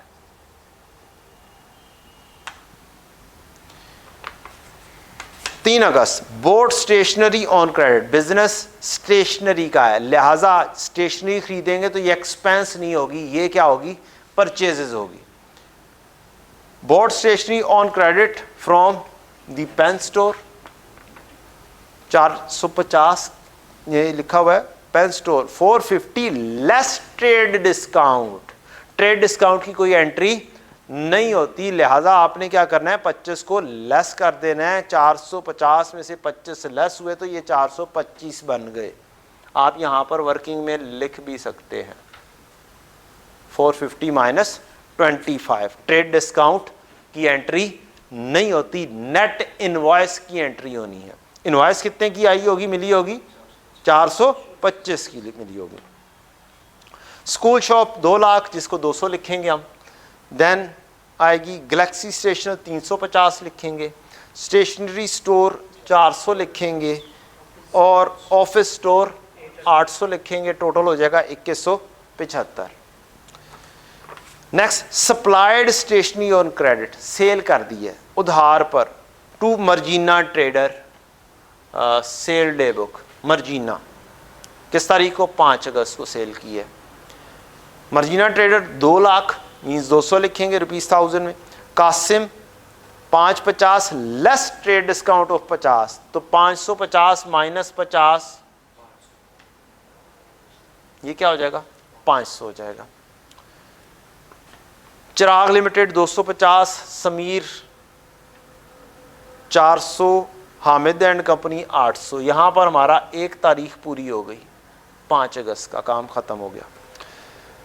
Purchase return to galaxy stationers, ऊपर देखना पड़ेगा हमने चीज़ें ऊपर गैलेक्सी से खरीदी हुई हैं, यस खरीदी हुई हैं, इसका मतलब है ये क्या होगी, उधार की होगी।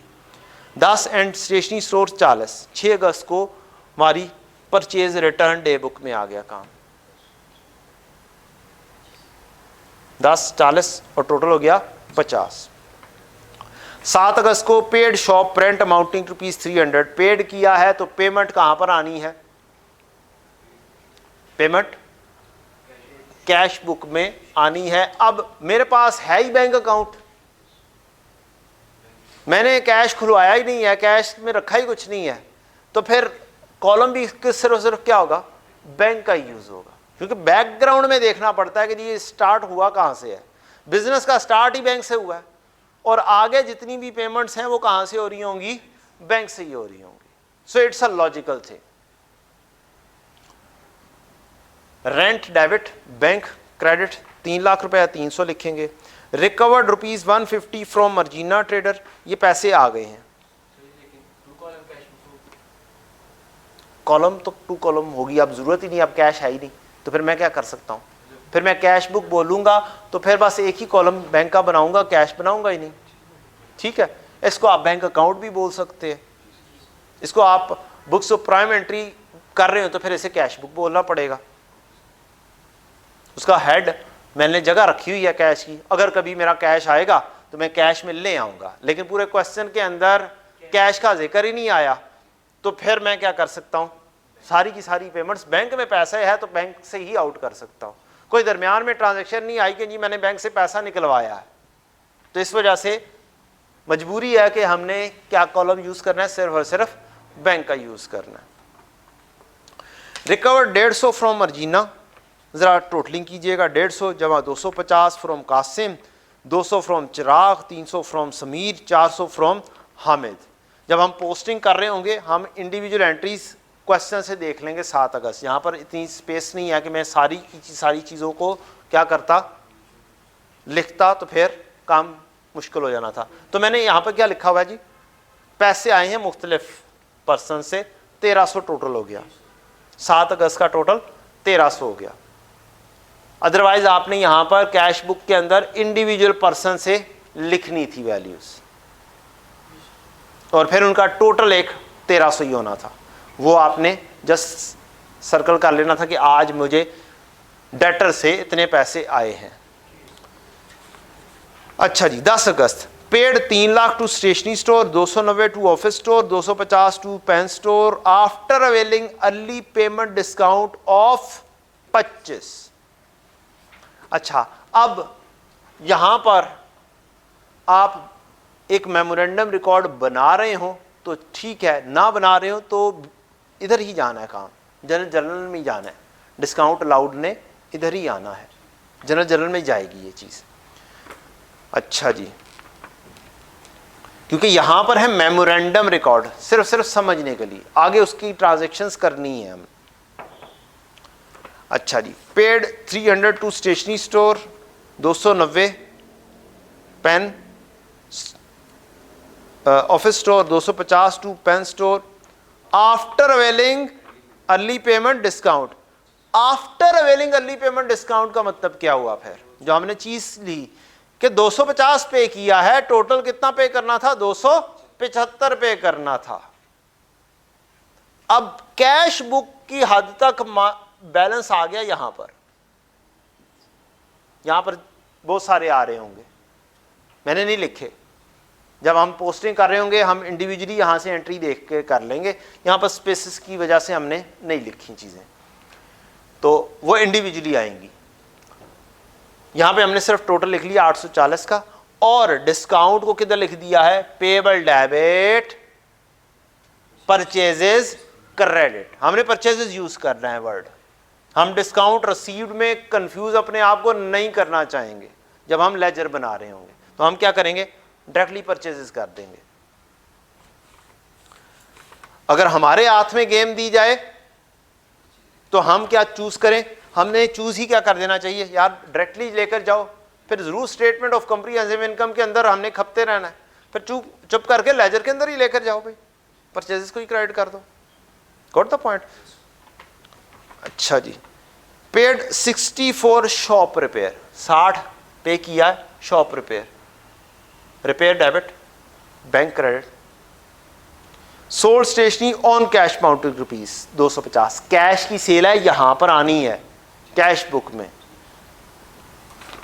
Sold stationery on cash amounting rupees. अब यहां पर यह काम किया जा सकता था कि कैश का कॉलम बनाया जा सकता था, लेकिन मैंने भी नहीं बनाया, एग्जामिनर ने नहीं बनाया हुआ था, मैंने भी नहीं बनाया।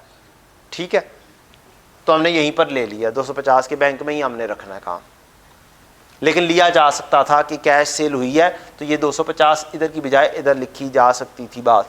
ले जी मैं कर देता हूँ कहते हैं, तो ये लें 250 की सेल कर दी, सो व्हाट, ये बैलेंस थोड़ा सा कम हो जाएगा 250 से, यहाँ पर 250 बैलेंस आ जाएगा। ठीक है, 5800 की बजाय क्या हो जाएगा? ये 5650, 650, 550, 550 हो जाएगा। Sales return for Majina trader and Chirag, sales return होगी, ऊपर हमने सेल की होगी ने मर्जीना और ये चिराग को सेल की हुई है, तो ये इनसे क्या होगी? सेल्स रिटर्न होगी। तो हम सेल्स रिटर्न डे बुक बनाएंगे। उधार वाले कस्टमर हैं, उनकी चीज़ आ गई है, प्रीवियसली हिस्ट्री चेक करेंगे कि इनको मैंने सेल की हुई है, या ये तो नहीं है कि ये जो मैंने कैश के ऊपर सेल की थी वो वाला बंदा तो नहीं आ गया मुझे वापस देने। तो ये देखना पड़ेगा, अगर मैंने कैश पर सेल की है वो वाला बंदा वापस आ गया मुझे चीजें देने, तो फिर मुझे कैश वापस करना पड़ेगा। बंदे को जरूर से आइडेंटिफाई करना है। देयर आर चांसेस, यहां पर लिखा होता कैश सेल्स टू अरशद, ऊपर वाली इस एंट्री को लिखा होता sale stationery on cash to Arshad to ₹4.250, तो फिर लिखनी मुझे यहीं पे ही थी। बंदे का नाम आ गया, साथ कैश लिख दिया, अब क्रेडिट नहीं हो सकता। खाली बंदे का नाम लिखा हो तो उधार, ठीक। सेल स्टेशनरी टू अरशद लिखा हो तो इसका मतलब है उधार पर सेल हुई है। लेकिन अगर लिखा हो sale stationery to Arshad on cash, कहानी खत्म हो गई, कैश के ऊपर हुई है। वो बंदा ही आएगा ना, उसका नाम तो कोई ना कोई होगा ना, ठीक। तो ये चीज गौर से पढ़नी है। खाली लिखा हो, कुछ नहीं लिखा हो आगे, तो उधार की तरफ जिक्र है। ऑन क्रेडिट भी नहीं लिखा हुआ, ऑन अकाउंट भी नहीं लिखा हुआ, जस्ट ये लिखा हुआ है सेल टू अरशद, तो फिर क्या होगा, ये उधार होगा। लेकिन अगर आगे कुछ लिख दिया है on cash, on bank, through cash, तो फिर वो बैंक या कैश में चली जाएगी। अच्छा जी, नेक्स्ट है जी सेल्स रिटर्न फ्रॉम मर्जीना, ये चीज हो गई। Bought stationery for cash, stationery debit, cash credit. अब मैं कैश पे भी कर सकता हूं, stationery purchases debit, cash credit. लें जनाब, मैं यहां पर कैश को क्रेडिट कर देता हूं 150, ये मेरा कितना रह जाएगा 250, 100 रह जाएगा, और ये 150 से बढ़ जाएगा, इधर से उड़ा देंगे तो 5550, 5700 हो जाएगा। अच्छा जी, सप्लायर स्टेशनरी ऑन क्रेडिट, उधार की सेल होगी 21 अगस्त को, 21 अगस्त को। मर्जीना को 330, कासिम को 200, चिराग को 550, समीर को 200। टोटल हो गया, हमने पूरे महीने का टोटल कर दिया 3400। 25 अगस्त की following amounts were received from debtor.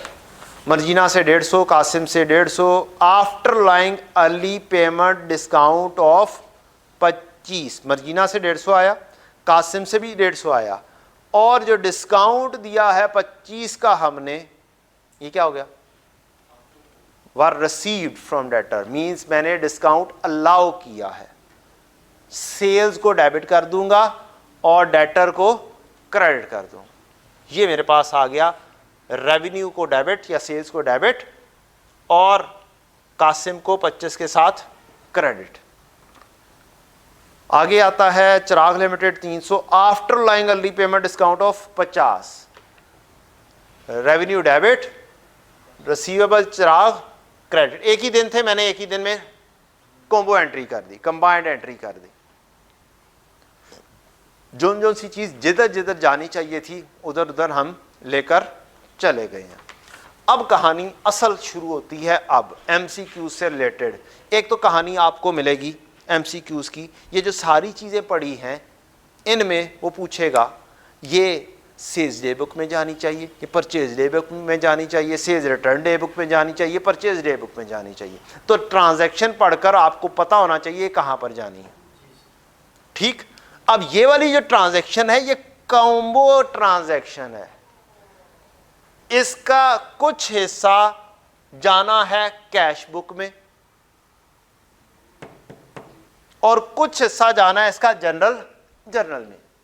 तो ये ज्यादा टेक्निकल ट्रांजैक्शन हुई 25 अगस्त की या ये 10 अगस्त की। इसके लिए 2-3 चीजें लिखी होंगी।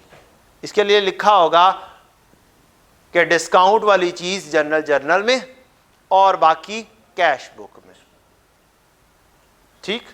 देयर इज पॉसिबिलिटी कि कैश बुक का कॉलम का जिक्र हो, डिस्काउंट लाउड का कॉलम का जिक्र हो, इसका ना जिक्र हो। इट डिपेंड्स कि जी एग्जामिनर ने क्वेश्चन बनाया तो कैसे बनाया, ठीक। और इट डिपेंड्स कि आपको जज करना है कि कौन सी ऑप्शन ज्यादा फेवरेबल है, ज्यादा ठीक है। जनरली इसकी जर्नल एंट्री होनी चाहिए, जर्नल में आना चाहिए, ठीक है। डिस्पाइट यहां पर कॉलम बना हो फिर भी जर्नल में आना चाहिए। लेकिन आपको एमसीक्यूज में देखना पड़ेगा कि उसने कौन सी ऑप्शन दे दी है।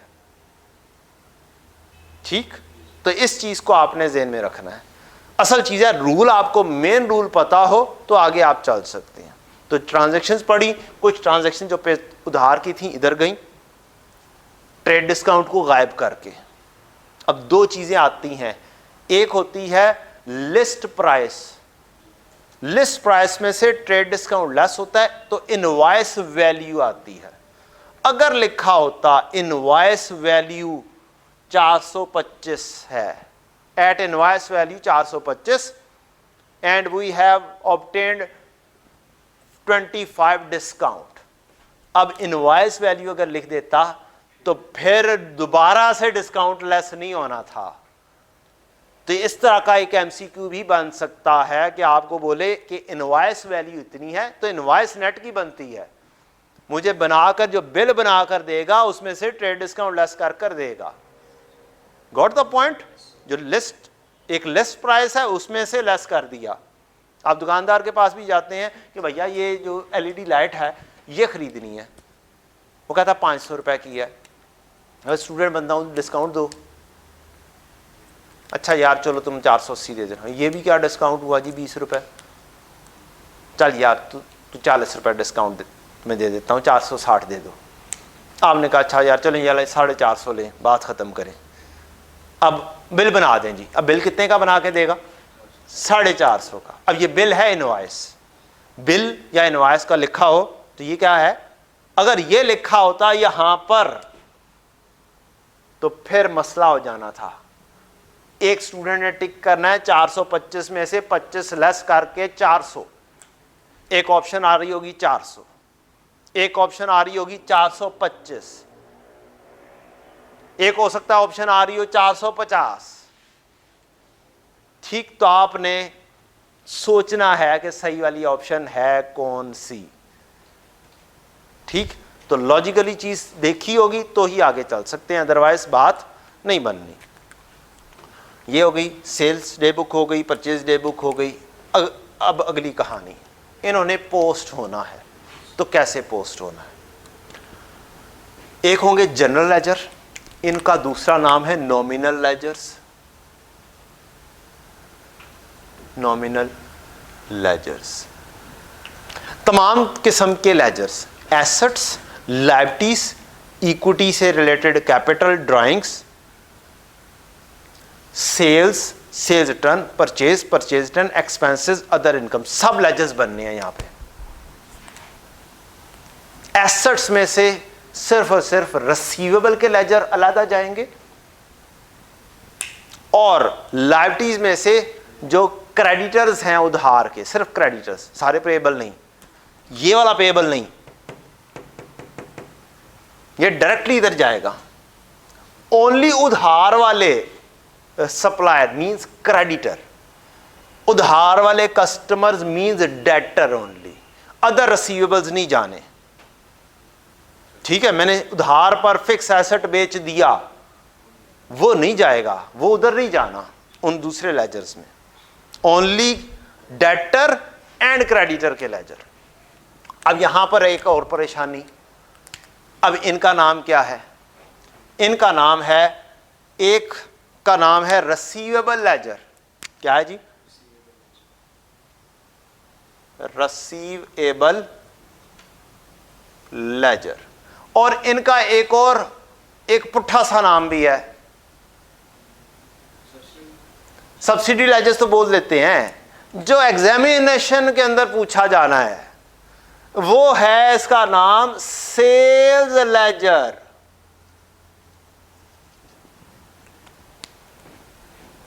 अब आप परेशान हो रहे होंगे, what is the difference between the sales ledger and sales account? यहां पर आना है सेल्स का अकाउंट नॉमिनल लेजर्स में। मैंने नॉमिनल लेजर्स ब्लू से पकड़े हैं, लिखे हैं, और रिसीवेबल और पेएबल के लेजर्स मैं लिखूंगा ब्लैक से, टू डिफरेंशिएट ओनली। और मेन नाम ब्लू से लिख रहा हूं। ये सेल्स लेजर मींस रिसीवेबल के लेजर हैं। काइंडली ये नाम याद रखना है। कि अगर लिखा हो सेल्स लेजर तो उसका मतलब सेल्स का अकाउंट नहीं है। Huge difference. सेल्स लेजर का मतलब है रिसीवेबल के लेजर्स, और दूसरे हमारे पास आ रहे होंगे पेएबल के ledgers,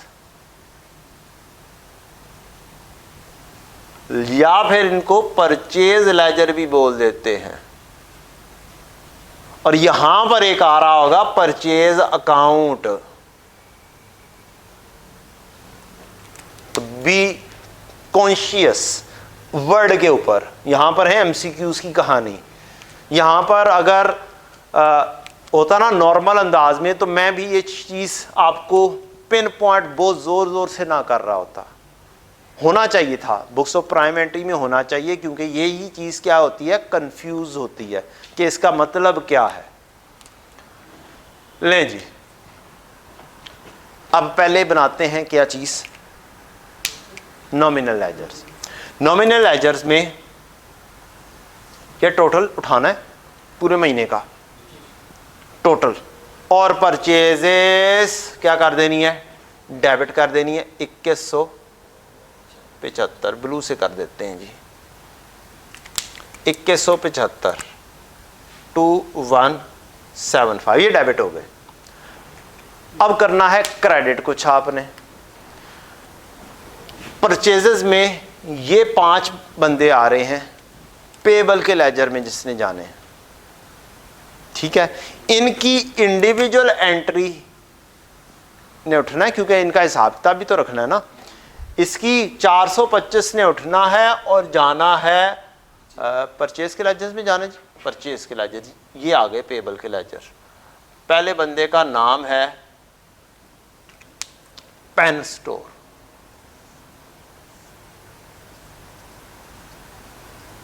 pen store, debit 2175, pen store का 425 क्रेडिट, उससे अगले बंदे का 200, 350, 400 और 800, ये एक एक करके अलग अलग लेजर में जाते जाएंगे। 200, 350, 400 और 800 बंदों के नाम मैं लिख देता हूँ। एक का पेन है, एक का स्कूल शॉप है, एक है गैलेक्सी, एक का है स्टेशनरी,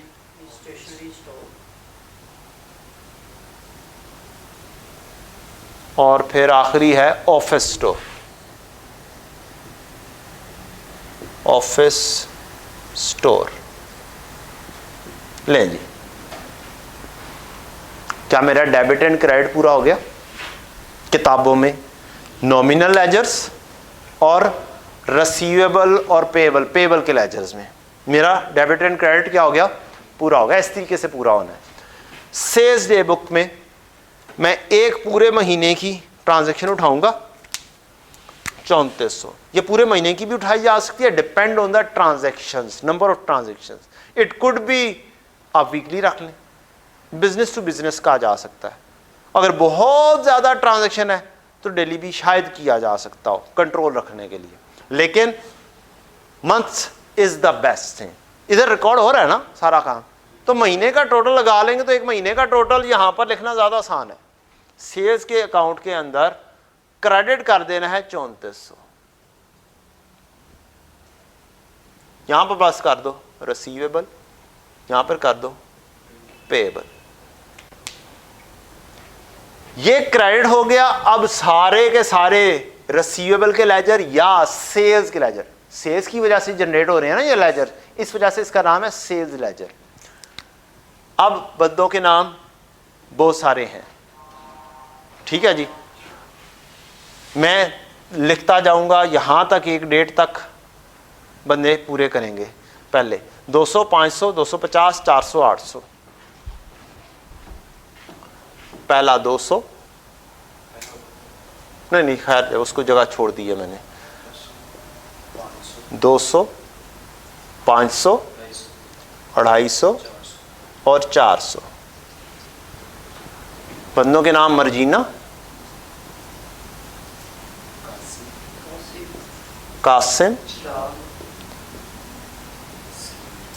चिराग, समीर और हामिद। हामिद का 800। अब ये हुए डेबिट, और अभी पूरा क्रेडिट पूरा नहीं हुआ, अभी ये तो पूरे महीने का है ना, ये तो बाद में लिखा जाना है, पहले वो लिखे जा रहे होंगे। मर्जीना का 300, अब ध्यान से लेजेस बन गए हैं, कुछ नया भी आ सकता है। मर्जीना का 300, कासिम 200। मर्जीना 300, यहाँ पर डेट्स लिख दें।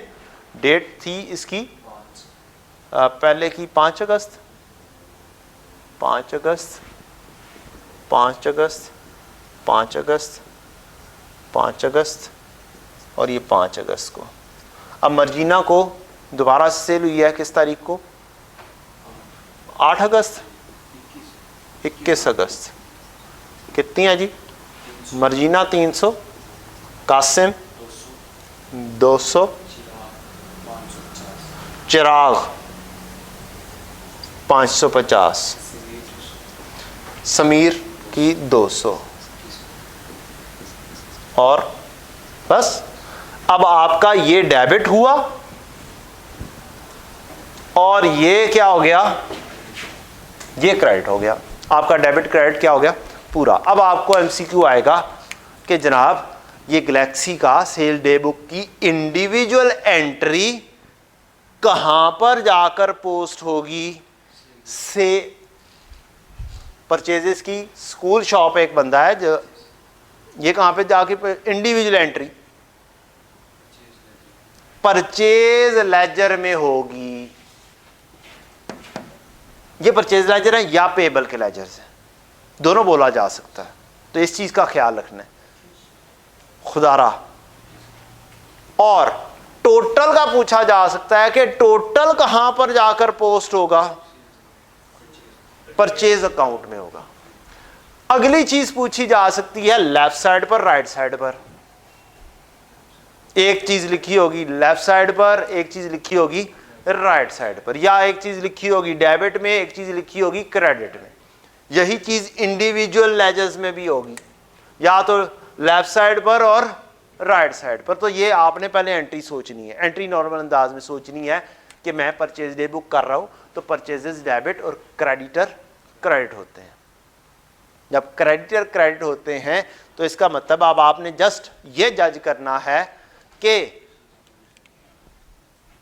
क्रेडिटर है और उसकी क्रेडिट साइड राइट साइड होती है। तो अगर ये राइट लिखा हुआ है तो वो ऑप्शन सही होगी, ठीक है। और नॉमिनल लेजर्स में भी ये टोटल लेफ्ट साइड पर आएगा या राइट साइड पर आएगा। एक अकाउंट हो सकता है परचेज का लिखा हो, एक हो सकता है सेल्स का लिखा हो कंफ्यूज करने के लिए, या एक कोई और लिखा हो, तो वो भी आपने राइट ऑप्शन क्या है?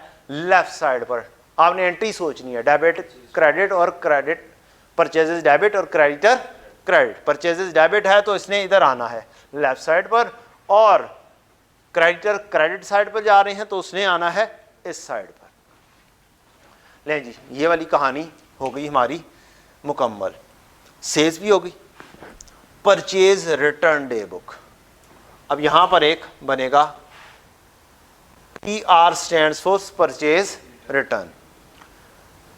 परचेज रिटर्न की नेचर क्रेडिट, और रूटीन में एंट्री क्या होती है? क्रेडिटर डेबिट और परचेज रिटर्न क्रेडिट। सोचना उस अंदाज से। टोटल से आएगा नॉमिनल लेजर में 50 उठेगा और जाएगा यहां पर, और आपको बोला जाएगा परचेज रिटर्न का टोटल नॉमिनल लेजर में या जनरल लेजर में कौन सी साइड पर लिखा जाएगा? राइट साइड पर लिखा जाएगा।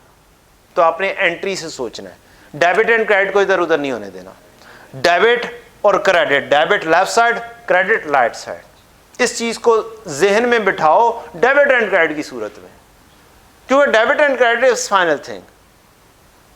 ये तो लेफ्ट एंड राइट तो ये आज खत्म हुआ तो गया, उसके बाद तो खबा डेबिट और सज्जा क्रेडिट ही चलना है और कुछ भी नहीं चलना, ठीक है। और मेरे जैसा बंदा होगा तो उसने तो रूल्स के ऊपर खेलना शुरू कर देना है कि डेबिट में डेबिट ऐड और क्रेडिट लेस, और क्रेडिट में क्रेडिट ऐड और डेबिट लेस होता है। ठीक है, मैं तो फिर ये लेफ्ट और राइट वाली चीज़ें तो वैसे ही खैर बात, उसके बाद तो होनी भी नहीं है, ये तो इसी लेवल के ऊपर ही है। इसके बाद लेफ्ट और राइट की कहानी ख़त्म। ठीक है, लेकिन यहाँ पर बहुत गौर से देख के करना पड़ेगा आपको। परचेज रिटर्न अब गैलेक्सी है और स्टेशनरी, इसकी इंडिविजुअल एंट्री कौन सी साइड पर पोस्ट की जाएगी, तो वो मसला एंट्री सोचो। परचेज रिटर्न की एंट्री क्या होती है, परचेज रिटर्न क्रेडिट और क्रेडिटर डेबिट। अब परचेज रिटर्न के ऊपर अक्सर औकात चीज़ भूल जाती है और सेल्स रिटर्न के ऊपर भी अक्सर औकात चीज़ भूल जाती है, अक्सर औकात होता है। तो उसका तरीकाकार ये है कि परचेजेस को सोचो, परचेजेस की नेचर क्या है, डेबिट है, तो परचेज रिटर्न क्या होगी, क्रेडिट होगी। बस ऐसे एक सेकंड में ये चीज़ ज़हन में आएगी। परचेजेस मेन चीज़ है, परचेज रिटर्न मेन चीज़ नहीं है। किसी क्वेश्चन में होगी, किसी क्वेश्चन में नहीं होगी, तो लेकिन परचेजेस तो होनी ही होनी है। तो परचेजेस की नेचर डेबिट है, एक्सपेंस है, तो परचेज रिटर्न क्रेडिट, तो ये क्या हो जाएगी, ये क्रेडिट हो गया। तो ये अब क्या होने हैं, क्रेडिटर डेबिट होने हैं गैलेक्सी 10 से, गैलेक्सी 10 से।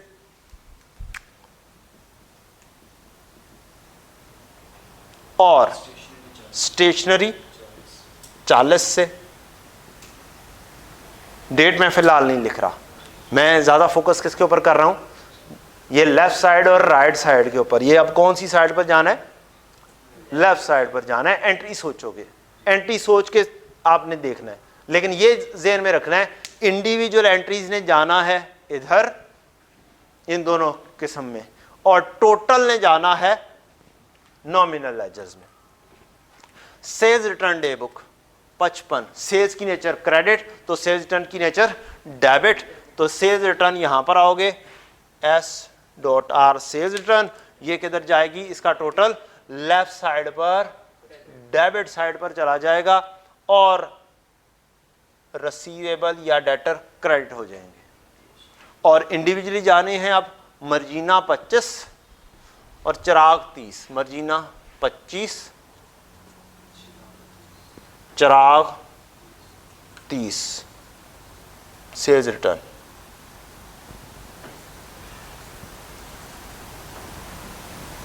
तो इस तरीके से आपने साथ साथ सोचना है। आगे बढ़ते हैं, कैश बुक में क्या होगा। कैश बुक में 5000। अब इंडिविजुअल एंट्रीज के ऊपर थोड़ा सा खेलना पड़ेगा, इंडिविजुअली कम टोटल दोनों को देखना पड़ेगा। 5000 इंडिविजुअली एक ही लेजर है, कैपिटल में जाएगा,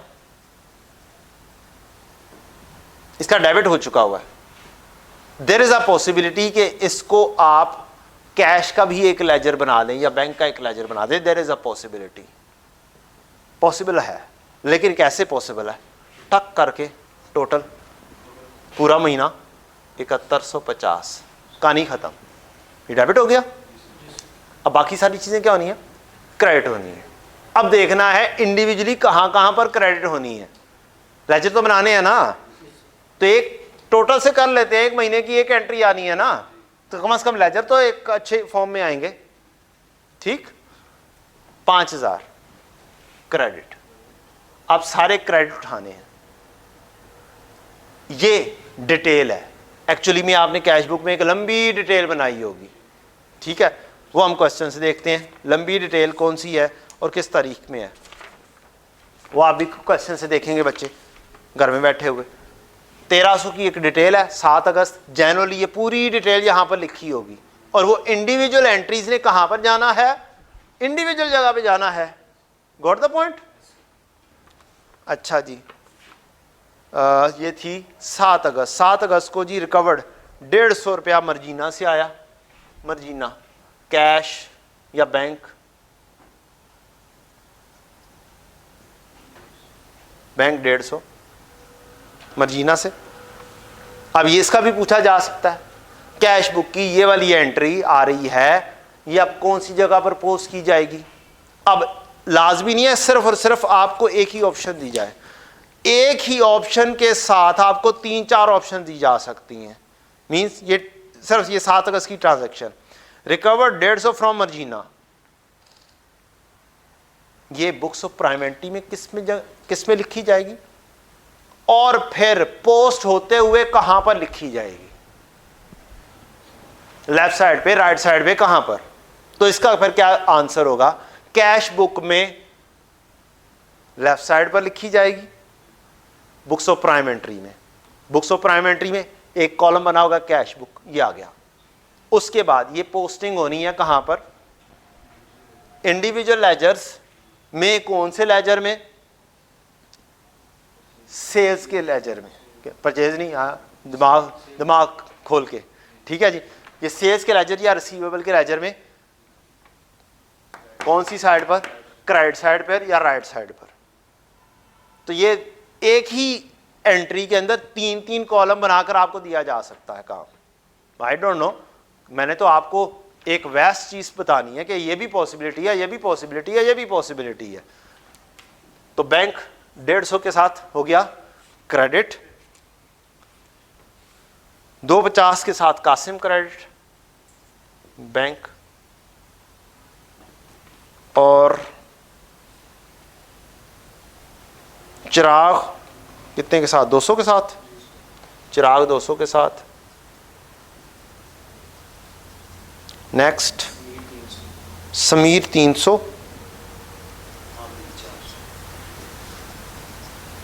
कैश या बैंक, और हामिद 400।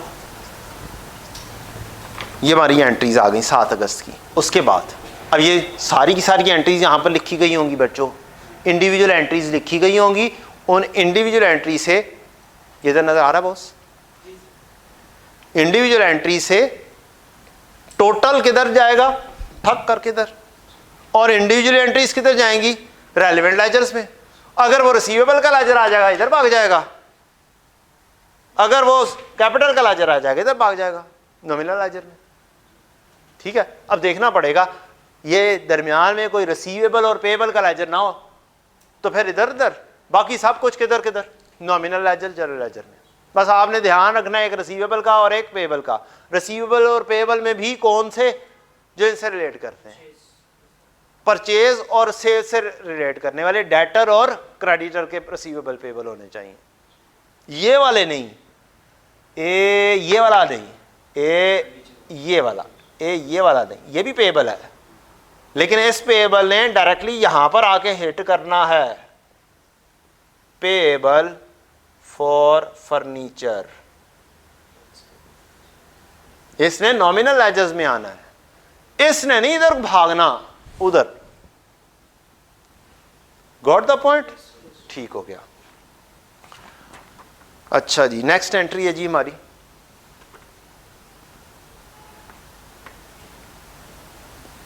कैपिटल हो गया। कहां पे थे हम? ये वाली सारी एंट्रीज हो गई। अब क्या है? 250 की सेल्स, कैश डेबिट हो गया। अच्छा, अगर मैं ये भी बना रहा होता तो ये क्या होना था? 250 का टोटल। ये टोटल किधर लेके जाऊं? यहां पर कहीं पे कैश का लेजर बना दूं 250, और इसकी इंडिविजुअल एंट्री किधर लेके जाऊं? इधर कैश डेबिट सेल्स क्रेडिट। तो टोटल से नॉमिनल लेजर्स बनने हैं, और इंडिविजुअल एंट्री से लेजर नॉमिनल में भी जा सकता है और ये इधर भी जा सकता है, रिसीवेबल और पेएबल में भी। ये हमारी डेबिट साइड में एक 600 रह गया। 25 अगस्त को मजीद पैसे आए होंगे जिसकी कोई डिटेल होगी। Yes, following amounts were receive from debtors, इसकी काफ़ी डिटेल होगी, डिटेल है, हमने डिटेल लिखी नहीं है लेकिन एक्चुअली में प्रेजेंट हो रही है। इंडिविजुअल एंट्रीज वहाँ पर लिखी जा रही हैं। मर्जीना 150, मर्जीना से फिर से पैसे आ गए हैं 150 के बैंक में, ये आ रहे हैं 25 अगस्त को। कासिम से कितने आए हैं जी? 150 जी बेटा, वो आफ्टर अलाइंग अर्ली पेमेंट डिस्काउंट, वो जनरल उधर से उठाते फिर लिखेंगे। अभी हम मेन बस बैंक को फोकस कर रहे हैं कि वो वाला डेबिट मेरा मुक जाए। ठीक है जी, बैंक 150। अर्ली पेमेंट को मैं क्या कर लूंगा, अंडरलाइन कर लूंगा, या डिपेंड करता है एमसीक्यू के ऊपर। चिराग 300, चिराग से आए हैं 300 बैंक। नेक्स्ट, इसमें भी after allowing early payment discount है। चले, हमने पढ़ लिया अर्ली पेमेंट डिस्काउंट, हमने बैंक की ट्रांजेक्शन पूरी कर दी है। अब अर्ली पेमेंट भी पढ़ लिया है तो हम अर्ली पेमेंट को भी डील कर देते हैं। Revenue, sales debit, sales debit 75 से, टोटल से आ गई, क्या लेंगे, ये टोटल ही है ना। और ये इंडिविजुअल एंट्रीज हैं, कासिम के 25 और 50 चिराग। कासिम के 25 सेल ब्रैकेट में डिस्काउंट अलाउड, और 50 चिराग के सेल्स डेबिट, ये है क्या चीज, डिस्काउंट अलाउड। कहानी इसकी भी खत्म। हमने जो एंट्री पढ़ी थी उसको हमने डील कर दिया, जो सी काम कर लें। अगर आपका लंबा क्वेश्चन हो तो असल में तो हमने एंट्रीज को पोस्ट करना सीखना है कि कौन सी चीज़ कहाँ कहाँ पर जाएगी। इसमें लेकर जाना है। तो अगर कहा जाए कि डिस्काउंट अलाउ किया गया है, तो अब बताओ सेल्स के अकाउंट को हिट करना है तो वो लेफ्ट साइड पर करेंगे, राइट साइड पर करेंगे। और दो वैल्यूज दे दी हो, दो बंदे दे दी हो, जैसे ये है, तो कितनी वैल्यू के साथ करेंगे, तो आएगा 75 के साथ करेंगे, डेबिट साइड पर हिट करेंगे। ठीक है जी, और ये हो जाएगा आपका डेटर्स। यहां पर अपने लिए आसानी के लिए आप डिस्काउंट अलाउड लिख सकते हैं। और अगर कहा जाए कि जनाब आगे भी बताएं, 3 ऑप्शन दिए हों कि इंडिविजुअल लेजर्स के अंदर सेल्स लेजर में जाके लिखोगे 25, परचेज लेजर में जाके लिखोगे 25, किधर जाके लिखोगे, 2 3 4 ऑप्शन दी होंगी, 2 3 कॉलम बना के।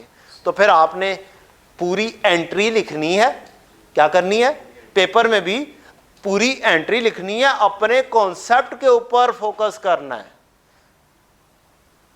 ठीक है, एंट्री के ऊपर फोकस करना है और फिर पेपर में बिल्कुल सही आंसर होगा। ये पॉसिबल ही नहीं है आपने एंट्री लिख ली हो और आप उसकी ट्रीटमेंट सही ना कर सकें। डेबिट एंड क्रेडिट से लेफ्ट और राइट का पता चल जाता है, आराम से पता चल रहा है किसने लेफ्ट साइड पे लिखा जाना है, किसने राइट साइड पे लिखा जाना है। फिर अगली चीज, ये नॉमिनल लेजर में जाना है, ये रिसीवेबल डेटर हैं, इसने जाना है कहां पे, रिसीवेबल के लेजर को, जिसको सेल्स लेजर भी बोलते हैं। तो आप सही जगह पे तब पहुंच सकते हैं जब आप प्रॉपर सही एंट्री पर पहुंच जाओ, चाहे वो एंट्री इसकी हो, डेटर डेबिट सेल्स क्रेडिट, चाहे आपकी डिस्काउंट अलाउड वाली एंट्री हो, सेल्स डेबिट और डेटर क्रेडिट, उसके उलट हो जाएगी, डेटर डेबिट सेल्स क्रेडिट के उलट हो जाएगी। ठीक हो गया। तो आपने फोकस करना है जर्नल एंट्री के ऊपर, नहीं फोकस करोगे गलती कर जाओगे। जुबानी नहीं होना काम। रफ पेज गालिबन मिलता है, एक्सेल भी गालिबन मौजूद होता है, ना, एक्सेल की ऑप्शन है नहीं है, रफ शीट बस, नो कंप्यूटर। अच्छा चलें ठीक है। अच्छा जी,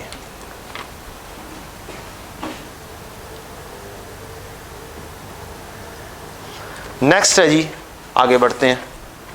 कोई और चीज भी रह गई हो तो क्रेडिट साइड पर रेंट 7150 क्रेडिट नहीं करना, टोटल ये नहीं है, खुदा ना खास्ता, टोटल अब 750 में से 5700 लेस करके है। इन सब का टोटल करके क्रेडिट लिखेंगे आप। इन सब का टोटल क्या बनता है जी, 800 300 1100, 1100 और एक पूरे 1200। ठीक है जी, आप यहाँ पर 1200 लिख देंगे क्योंकि ये क्रेडिट है, यहाँ से सीडी भी तो निकालना है ना, सीडी 5700 निकालोगे ना, ठीक है। तो ये 1200 क्रेडिट लिख दोगे। अब इसके अगेंस्ट डेबिट करना है, रेंट एक्सपेंस 300 के साथ। अब ये डायरेक्टली नॉमिनल लेजर का काम है।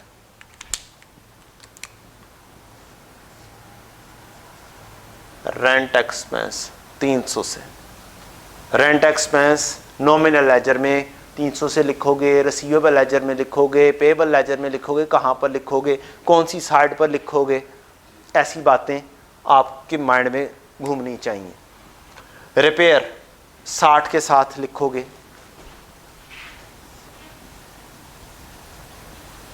रिपेयर 60 के साथ बैंक क्रेडिट लिख दोगे।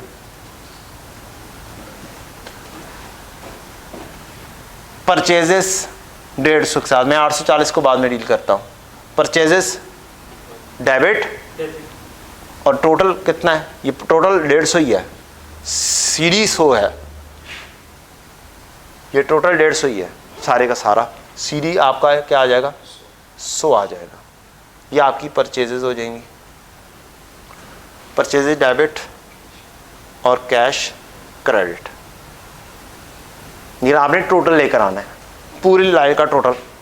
यहाँ पर 4-5 एंट्रीज होती हैं, 40 होता, 70 होता, इन सब का टोटल करना था, वो क्रेडिट कर देना था और इंडिविजुअल एंट्रीज को डेबिट कर देना था।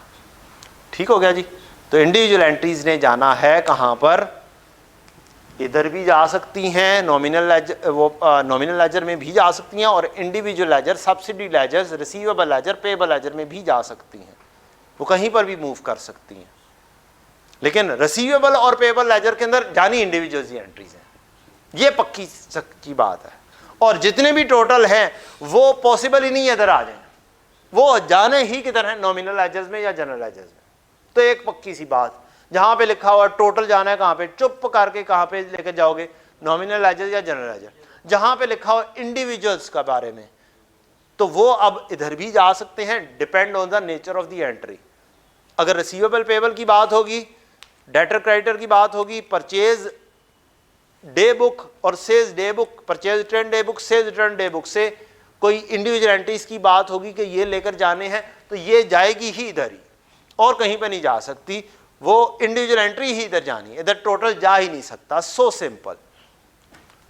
ठीक है। तो आपके 2-3-4 MCQs जो इस किस्म के आते हैं इस चैप्टर में से, वो इंशाल्लाह आराम से हो जाएंगे विद कॉन्सेप्ट।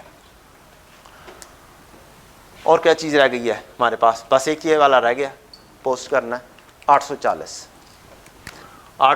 पोस्ट करना है हमारा पेएबल लेजर्स में। अब इसकी भी डिटेल मुझे चाहिए होगी, मैंने लिखी नहीं हुई, वो मुझे क्वेश्चन से चाहिए होगी, लिखी जानी चाहिए थी। मैं बार बार बोल रहा हूँ, यहाँ पे लिखी जानी चाहिए थी, जगह की वजह से मैंने नहीं लिखी। बहुत सारा डिटेल हो जानी थी, जैसे ये बंदों की डिटेल लगी हुई है, यहाँ पर भी एक लंबी डिटेल लग जानी थी। तो हम वो यहाँ से ले लेते हैं। 10 अगस्त को एंट्री देखते हैं कि paid 300 to stationery store, paid, तो पेड डेबिट करना है, ये क्रेडिट हो रहा है, हमें यहाँ पर क्या करना है, डेबिट करना है। मीन्स एंट्री सोचनी है बस, पेएबल डेबिट और कैश क्रेडिट। तो पेएबल को क्या करना है, डेबिट करना है, और वो क्या होगी, debit side, left side. 300 pen store, stationery store को, stationery store 300, office store 250, cash या बैंक, डेट मैं नहीं लिख रहा फिलहाल। After availing the early payment discount of 25, ये 25 वाला डिस्काउंट। पेन स्टोर डेबिट 25 से, ये इंडिविजुअल एंट्री जाएगी 25 इधर, pen store 25 debit, pen store ही था ना, पेन स्टोर में मैंने पेमेंट नहीं लिखी, कितनी थी total. The office store 250, pen store 250, pen store after availing discount 250 और 25 कैश। और ये क्या था, परचेजेस को क्रेडिट कर देंगे, ये डेबिट, परचेजेस क्रेडिट 25 से। ऑफिस स्टोर 290 है, ऑफिस स्टोर 290 है, चलें जी, ये हो गया जी। तो ये आपका क्या हो जाएगा, pen store receivable payable, sorry payable pen store.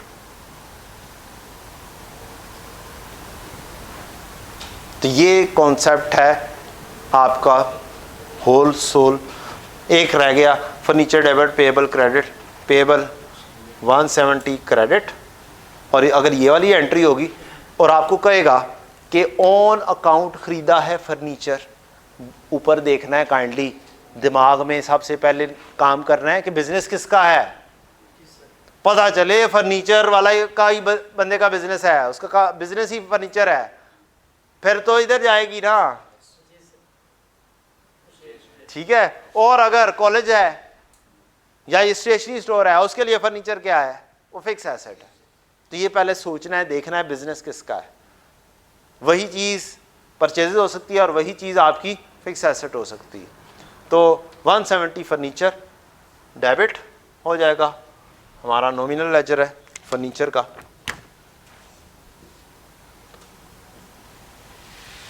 Furniture debit 170 से और ये 170 से क्रेडिट, फर्नीचर डेबिट। ये हमारी कहानी क्या हो गई, ख़त्म हो गई। रूल्स ख़त्म हो गए। रूल्स अगर आप पढ़ेंगे तो आपको अब बड़े आसान लगेंगे। पोस्टिंग रूल्स पहले नंबर पर आ रहे हैं। 2 मिनटों में हम क्या करेंगे, इसको पढ़ के ख़त्म करेंगे। Sales day book, each invoice, sales day book की ईच इनवॉइस किधर जानी है, चुप करके उठाओ, किधर लेके जाओ, रिसीवेबल लेजर में। टोटल सेल्स किधर जानी है, जनरल लेजर में, ठीक है जी।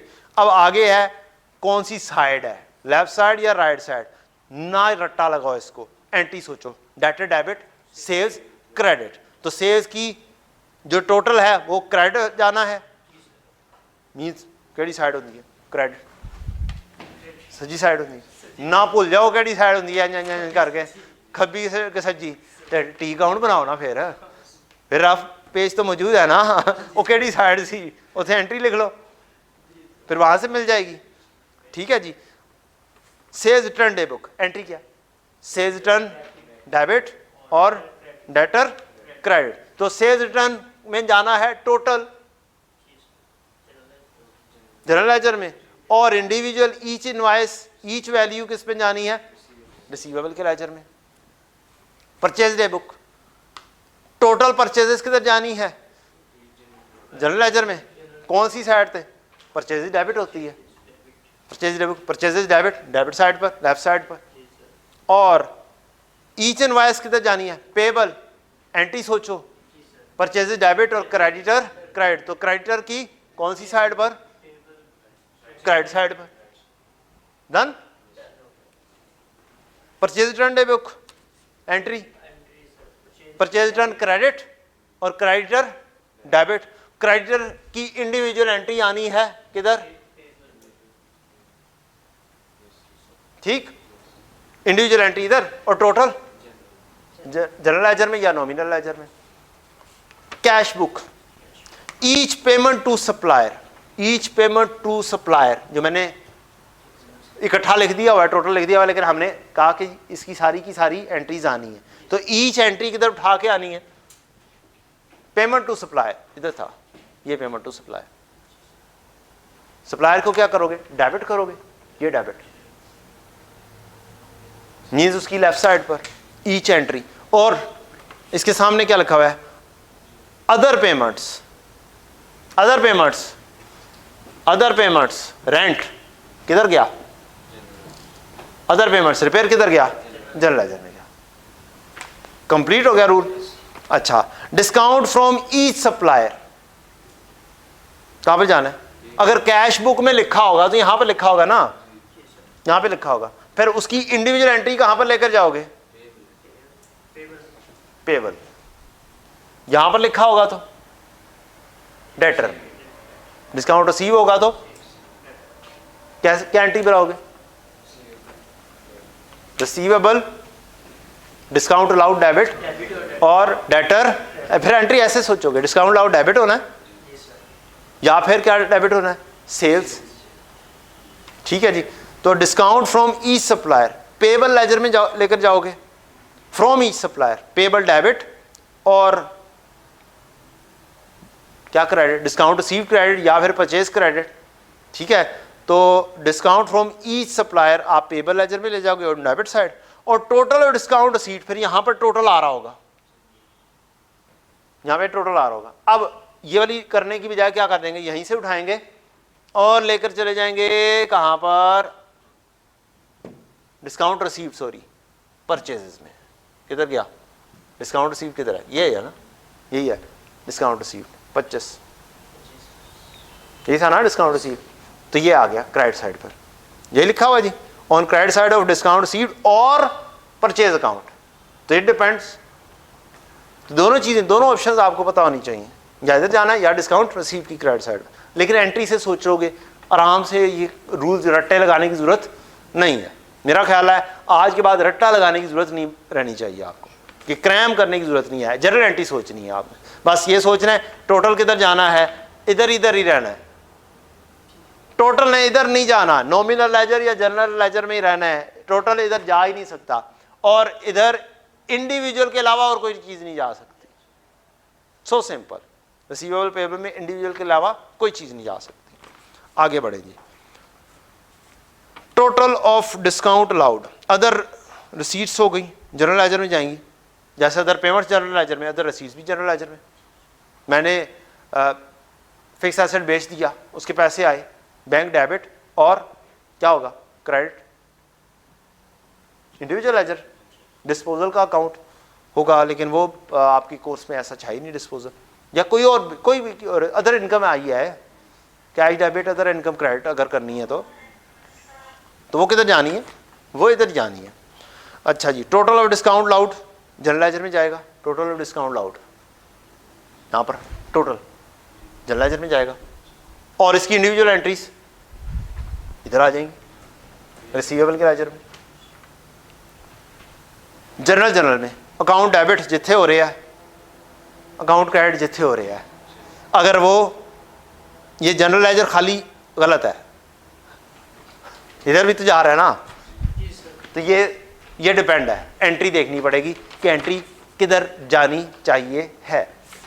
ठीक हो गया, वो आप खुद देखेंगे कि एंट्री किधर जानी चाहिए, एंट्री लिखोगे, एंट्री लिख के देखोगे कि किधर जाती है, ये उधर जा रही है कि इधर जा रही है, लेजर किधर जाना है। तो ये हो गया बच्चों हमारा आज का लेक्चर, जिसके अंदर आई बिलीव इट सो आपको बहुत हेल्प हुई होगी, और अगर हेल्प हुई हो तो दुआ में याद रखिएगा, ना हुई फिर भी दुआ में याद रखिएगा यार, दुआ में तो याद रखने में कोई अर्ज नहीं है ना। तो थैंक यू वेरी मच, अल्लाह ताला आप सबको आराम से पास करवाए और अगली मंजिलें आसान करें। थैंक यू, अस्सलाम वालेकुम वरहमतुल्लाहि वबरकातुहू।